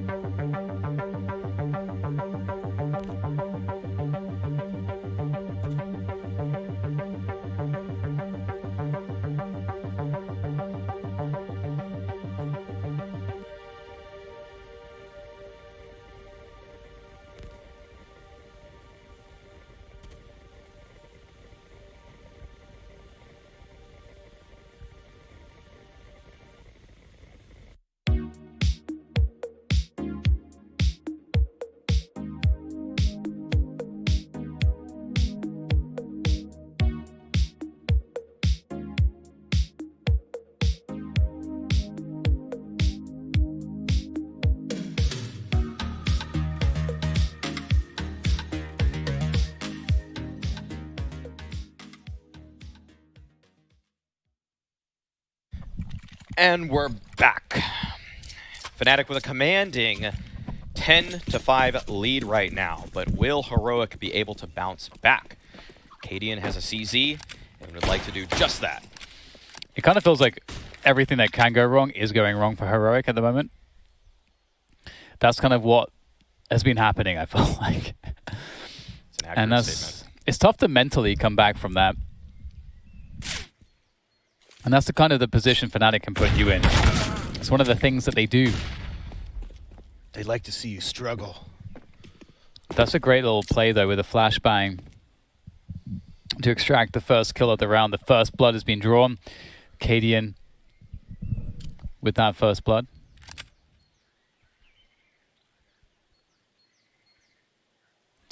And now Fnatic gearing up for that push onto the A site. There's 4 players here for Heroic. Heroic actually gambling on this one. They don't really have the info to know to stack this site, but here we go. They are going to be correct. And this is looking, oh wow, this is looking very late, but Tess is hitting some stunning shots. And speaking of stunned, Crims is really unable to do anything here. He wants to save that perfect Kevlar. Looks like they're hunting for him though.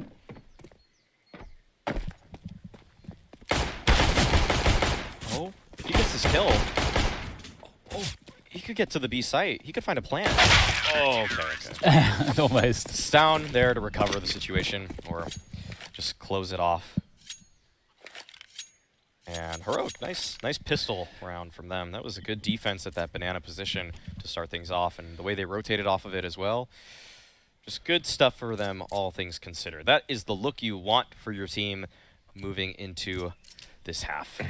Who is going to win this game? Fnatic.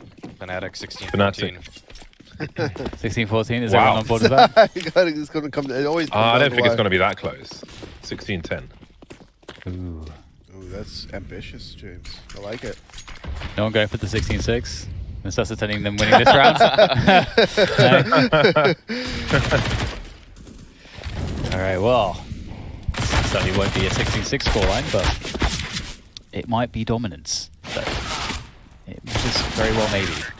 Heroic pick up their 7th round, and if Heroic are to have a resurgence and really change the narrative of this game, it's certainly off the back of the momentum that they create here, because it doesn't really feel like since Nuke, actually since the beginning of Nuke, that we've seen a version of Heroic that looks comfortable and decisive. They've done a lot of stuff really well, but that decisiveness in the most key moments has hamstrung them time and time again. And against a team like Fnatic, who never have issues with, or generally don't have issues with decisiveness, that's not a good prospect. Yeah, you'd hope that Heroic's not panicking or anything under the pressure, because I mean there are at least two to three rounds where you could arguably say Heroic should have won the round, or at least that round. JW with the kill on Tessa, survived with 2 HP. And Golden's fishing for something on an empty bomb site. Heroic don't have much to achieve here. At least if they do make a play towards a Fnatic, but the smoke's up. They may be somewhat delayed. Golden still holding on to things for the time being.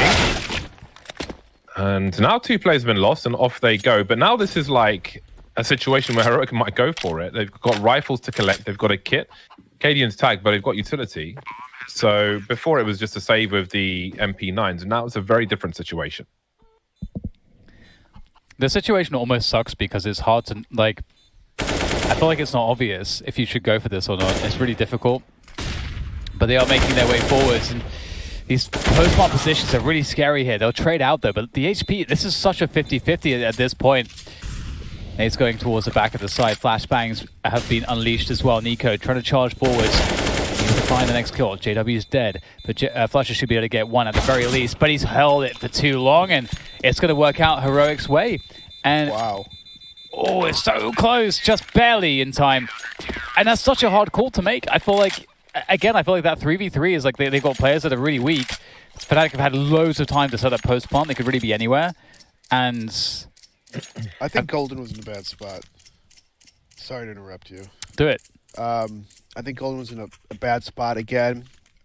Being in the back halls may seem like an awesome spot, but where he was in, no one could help him on his team. There's no exchanges. He was isolated. He had 100 HP compared to, I think JW had like 6 or something, or 2. Like, he needs to be in a spot where he's baiting his teammates and let JW be the bait instead of, you know, the guy with 100 HP.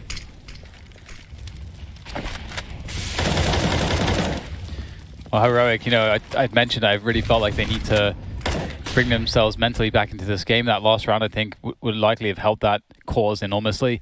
That said, this is where things can go really badly wrong for Heroic. Moments like this. Storn, yep. Goodbye, Storn. And how much will Borup commit? He's not going to commit very much. And the issue, though, is that he has no nades. So that's going to force a rotation, surely, with a player who has nades, which will be... Oh, actually, no. Tessus is rotating, but he has 0 nades. He's got a flashbang, that's it. So the players with nades, who have both full nades, are on A right now, unable to assist the B side. But with the smoke kill, and again, Tessus is here as well, but they don't have utility to really push these positions. But they're just going to spam through regardless. Damage. Well, how expensive will this be for Heroic? That's the question, and that's just made it a lot more expensive. Nico being taken out. And Flusher's got an angle on Borup, who's in the red, but he's focusing on CT now, but he's starting to go low. It's a nice headshot, though, and he's close to the second one, but not quite there. Barbershop still closed in the UK, and that's a 9th run for Heroic. There's always something about Flusher with a CZ where you actually think there's a chance, and he showed a little bit of that. He's so steady with his shots. Kill confirmation and then move to the next target. But that'll be a 9th round for Heroic. Good pressure being exerted at Banana. Fnatic were able to get up that position, but they took so much damage in the process, mostly spam through smoke.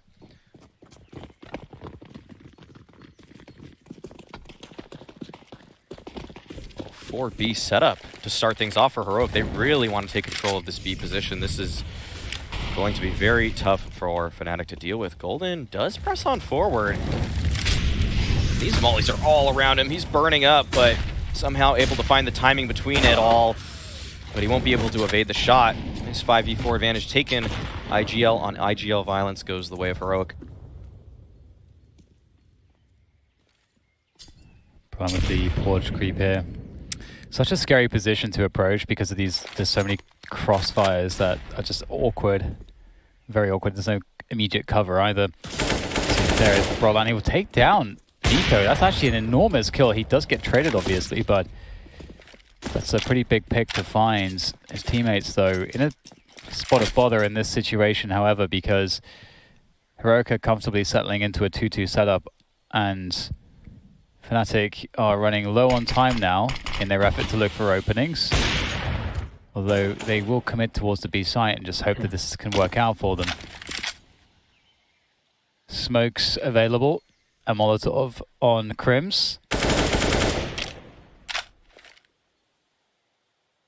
And perhaps feigning pressure with that and trying to make it look like that's actually a fake. But it doesn't really matter because they're committed to the 2-2. Cadian's cleared top mid a good 10 seconds ago, but they haven't really rotated just yet, even with the time low. Only starting to do so now. Oh, Storm just had his angle taken away from him, but his bomb plant pressure, they got to line up for him as well. Bombs on the floor, and so are all of Fnatic. That was a brief one. Maybe took a little too long there, although the rotation never came into play. But the time pressure was against him. One thing goes wrong and everything can fall afterwards.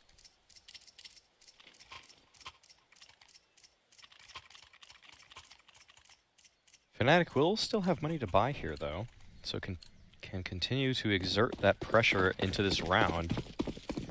But Heroic, they're looking sharp. They have yet to drop around on the CT side.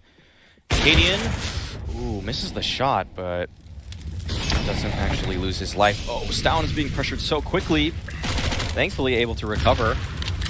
And this is a big utility exchange for both teams at this banana position. It looks like Fnatic just want to go for a fast play towards B. The counter utility is coming out. Will it come into play, though? This is such an odd look for both teams. Just so many nades stopping each other from actually taking these fights outright. Borup, though, does strike. What a decisive peek from him. Taking Golden's head right off. And there's already so much damage, and now Fnatic, they've really shown their hand at this point. Heroic is in position to stop this play. 3 players on the bomb site, but oh, Flusha, nice headshot to find an opening. Borup still lies in wait here. He's able to get one, looking for more, a second kill. And the retake is on. That second kill from Borup is so huge. Eventually, though, we do see the trade from Crims, or at least straight up frag. Perhaps not a trade, but bomb needs to go down, and it will. Crims on the case. Although, as that is happening, they are going to go for the push, and he can't defend himself. They need to figure out what JW is now. They don't have any additional utility now at this point to toss, and JW has to play. Oh my god, that's a problem. That's a huge issue. JW is in this position in the 1v1. That's pretty favorable. His health is not all that good, though. And a smoke found actually on the ground by Nico. That's going to give him a chance to pressure this defuse. He's just going to have to try to stick it. And he is sticking it. JW with the reload. He's going to find the spray, and he can't. And that's the round stolen by Heroic. Very well played by them. Wow, these rounds are so close. I could have gone either way. Man, whoever calmed that he had a smoke on their dead body, that's the MVP of that round. That's a hero call. Yeah. That is a hero call. That's a good point. He was lurking, and he found a smoke, and what a great defuse by Heroic. It looked like first Heroic was going to win the round, then Fnatic came back, and Heroic had to close it out. We've got ourselves a real match. We've got some very aggressive utility from Heroic, some taps from JW, but he will fall beyond the smoke. And Banana is in control for Heroic, although Storm will take one back through the smoke as well. So we've got a 4-on-4 early for Fnatic, and map control towards B can come later. It's going to be hard for Heroic to hold on to their utility now. A man down so early. Just be the one player keeping an eye on Banana now, which I believe is Borup. He has a smoke in the hole as well. Let's see if he chooses to spot and hold on to it for as long as possible. Fnatic waiting for an information play, but Heroic is static as well. Indeed. All quiet there on the Western front. Nico making his information play. That's a fantastic pickoff. That's going to create issues here for Fnatic. They don't really have the... Oh my god, that's incredibly bold there from Nico. That's a problem. Just bounce it off the wall, man. I was just about to say, especially as you can throw it more safely than that, it is certainly a risk, so risky.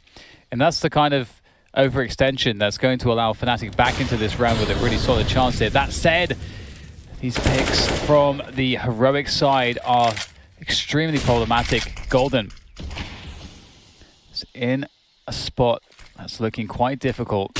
He's going to try his best to find his way to outplay this pit player. Dropping in the back. Oh, it's such a strong play by Golden. The spray can't quite find it though. Out comes the Glocky. This is so awkward. Reloads in. Has to go for the plant. He might actually get the plant off. Okay, maybe not.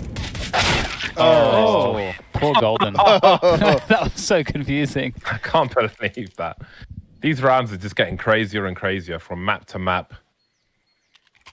One's really going down to the wire. Heroic ahead by 2. I think most of us called Fnatic to win this one, but they're still trailing at the moment. Fnatic looking really... They were looking really good to win this map, but Heroic showing some heroics. Pun intended. Yeah. You got him. Got him. Yeah, heroic. Sorry. No, go ahead. It's been 7 rounds in a row. It's been a flawless CT side for Heroic thus far. Actually, 8 in a row. Thank you for that. People should get the right information, even if it makes me sound a little bit foolish at times. I'm all for that. Fnatic has, man, their T side. It's crazy how no consecutive rounds were won there at all for anyone. Yeah. It's crazy in that first half. Sorry to interrupt you. No, I was saying, just Fnatic T side is just lacking. Let's see if they can get anything going here. Well, there's the bomb. Offered up on a silver platter with the heads of the Swedish players all rolling around on the banana position. Heroic are looking to convert even more from this round. I mean, it would take something truly special to find a victory in this round, and maybe that's the start of something. Finding excellent spray through the coffins to get that kill on Cadian now gives Fnatic a chance back into the round. And Heroic, I'm curious what their choices are here. I don't think they need to really change their positions at all. I think they just have to wait and react. I think that's really the most consistent way to play this. This would be a huge win for Heroic. It's rank 23 versus rank 5. And I think most people would expect Fnatic to have a stronger performance on Inferno. But round by round, this is slipping away. They really need to pull something out of the hat here. Even with that smoke in CT, still there are 2 Heroic players on this A bomb site. Non-believers just yet. Tessus has got vision towards top mid, but he's only now starting to rotate. We're patiently waiting. Tessus has a pop flash. Oh, he heard the sound cue. Got to stay alive though. And there we go. It's Molotov instead, which will force Crims out. Now Brolan's in a 1 versus 3. Probably 50-50 at this point, the way he's been playing. Changes his position. More plays in CT, avoids the grenades. 1 versus 2 now, but he can't get any more done. And it will be yet another round for Heroic. Ooh, this is a very awkward situation if you're Fnatic. Once you go this many rounds, and without being able to pick anything up, it starts to be the case that we have to imagine that Fnatic has run through the standard stuff and then some with their playbook to a degree where they may be scratching their heads right now, thinking we've tried everything. We've got into some close rounds and good spots, but we're not sure what the best look is. And being in that spot kind of sucks. How do you have to having a pocket round that you can pull out when you're in desperation like this is really nice. Yeah, it's been a lot of defaults for them. I haven't seen too many quick strategies. They've had some fast plays towards A, more or less, but it's really just been tempo shifts for them at the very best. And there's a heavy stack towards bracket right now for Heroic. There are 4 players waiting for these Fnatic players. And Boris going to start things off, trades about. And Heroic will come out on top. God. That's a huge win for Heroic here at bracket. 3 for 1. Bomb is also down at this position as well. And this is looking dire for the Swedish side. Yeah, Heroic's just waiting for that. They're like waiting and just hoping that Fnatic were going to go for that top mid play early into the round. They just tripped the trap. Wow, that nade. And at this point, with the money as it is for Fnatic, it's getting a little bit desperate. If they want to keep this AWP into the next rounds, they will have to save it. But it doesn't look like JW is interested in that at the moment. Oh, he's so absolutely wrecked. Oh, this is feeling hopeless. I am filled. My heart is filled with despair on behalf of Fnatic right now. That's what they must be feeling too. Despair. Yeah, Fnatic can't seem to figure out Heroic CT side and setups. We saw a little bit of this on Train as well, where Heroic's just having good info plays, they're working together, they're being proactive, they're falling back when they need to fall back, they're stacking when Fnatic's is walking up. Because everything they're doing is just right on the CT side.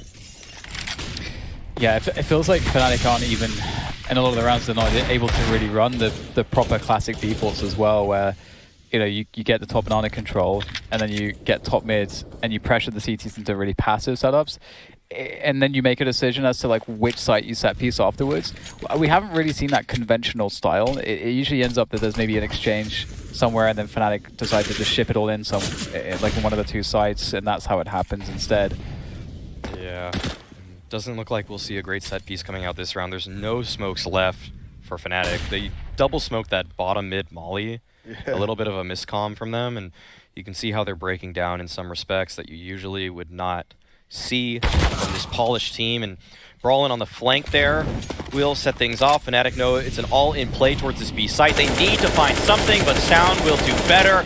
A massive spray down from him, and Bora, they shut it down in its tracks. 5 alive for Heroic. 10 in a row. See, 16-10. 11 in a row. Oh, 11 in a row. They kept it from winning the last round of the previous half. Right. This is monstrous. This is great to see Heroic in such form. Wait, you said 16-10 for Fnatic though, right, James? I think it was the other way around, actually. You didn't specify, I don't think. He said, I don't think it'll be that definitely did. I'm a fraud. Yeah, let's see if Fnatic can win 1 round on this half. We could start from there. Be novel. 1 round. They only need 5 rounds for overtime. Maybe they just need that pressure. Just be on the back foot to get into that final gear. Well, that's a great start. Flush is able to get that initial pick. And so after that point, the CT is usually forced into a 2-2 setup. So is Tessa's going to get flashed there? It looks like he's going to get flashed out. Okay, just does a quick peek from Porch. GW is looking for a contact pick. This is dangerous. It's a dangerous position for Heroic, of course, for many reasons, but Brolan able to find the flank. The CTs are pushed back so far, Brolan can get that forward position to really punish them on rotations. And that's why it's dangerous that JW just be out there. Thankfully, his teammate Golden is ready for the trade, so that makes it all okay. And indeed, it seems like Fnatic will convert their first round. Tess is not in the position to do anything to contest it, but yeah, getting that early pick against the CT side, it just, the amount of possibilities that the CTs then have available to them, it shrinks so much. And so insofar as the options for them shrinks, it makes it very predictable what they'll do. And so as the T side, you can very easily, with over a minute left on the clock, you can very easily set something up with that they cannot really have a say in stopping, at least. Unless they decide to push everything, which is extremely dangerous. So Fnatic just need to find ways, like they did this round, to get those opening picks. But if we look at how Flusher picked up that kill, he ran up Banana with the UMP. So it doesn't feel all that replicable. At least not 4 times in a row. I want to bring up that we were in a similar situation on Nuke where Heroic were up 15-11 and lost in OT. So they're not out of the woods just yet. Yeah, no, lose this run. Their money's in the pits. That is something to be observed. And Fnatic have often found that extra gear once they've been up against game point. Oh boy, those are some meaty grenades. I remember on old Inferno, Fox used to hold that angle a lot, and no one ever naded him in that position. It was really strange. Anyway, we got 3 people on the B bomb site for Heroic, not rotating to A just yet. And we can see Fnatic starting to emerge on that A bomb site. It's a return Molotov, but here comes a charge from Fnatic. Maybe ringing it that they like to go 3 late towards B. Nico's being taken out. There's a 180 from Bolland, but he can't finish. Tessa Sophie finds 2 before he goes down. There's definitely an argument that Heroic could save. Oh god, they don't expect Flusher to be there. Oh, that kill onto Flusher might commit them in though. Actually, because I think without a fast kill, saving is certainly the play. But what is going to be the move here from Mr. Crims? He's in an interesting spot on the flank. He's going through the apartments. Golden's up on the side here. Could be a nice little crossfire. Oh, they both find kills simultaneously. Which way does Storm even decide to look? He tries to go for the frag onto Golden, but Crims takes him down in the back. And indeed, it's so weird because that kill in mid from onto Flusher, that committed Heroic 100% into that retake. And I actually think that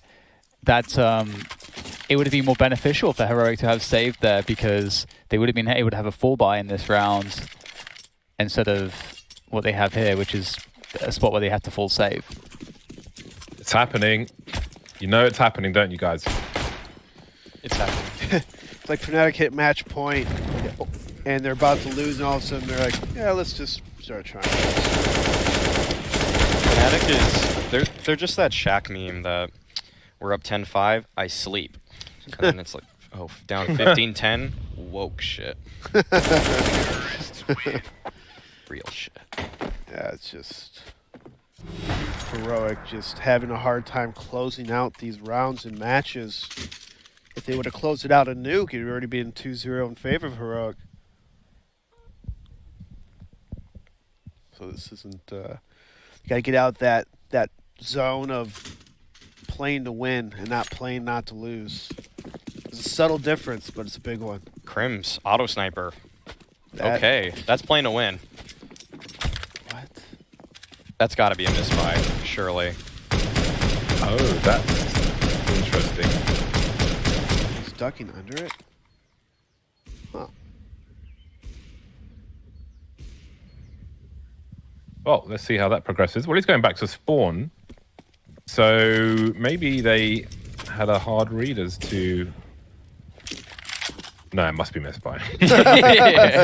Yeah. I just can't. I refuse to believe anything. $5,000 to that. Just buy revolver and do the same thing. Yeah. Revolver. 20 shots of spam. Oh, what? Oh. Some Team Molly damage gets Stound down lower than he would have hoped. That's a lot of damage.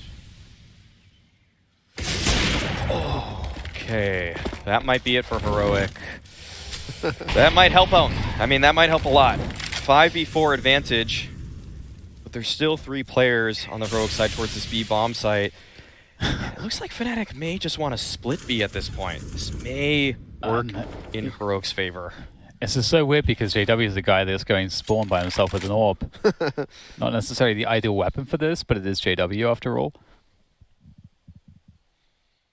This is so weird. Going into the stack, unbeknownst to them. Oh, and it's hurt. Oh, the swing! Tessus hears the scope and he swings back into it. There's Borup on the side, but not for too much longer. It looks like Fnatic have that bomb site under control as they eliminate most of the players. Storm still in position in construction, though. Oh, what? Wow. Did he just get one through the smoke? What? It was close. That was close. No, that was JW and spawn. Okay, okay. They were the other side of the barrels, but still, you never know. 3-on-3. His teammates are slowly creeping in. KD being very careful, coming up banana with the AWP, we can see one by the sandbag, or close to the sandbags, and Fox is going to get taken out. He expects them at these angles, and Golden's now alone in the 1 versus 3. No way. It's going to get 2 of them. Okay, but the Kobe is here to... Oh, has he got time? Has he got a kit? I think he has. It's going to be a close one, but I think that's the GG for Heroic. Oh my god. Heroic actually win the series 2-1.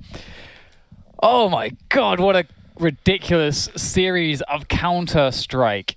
It felt like they had given up on everything after that comeback from Fnatic on Nuke. It just looked so awkward. They looked so out of sorts the whole time.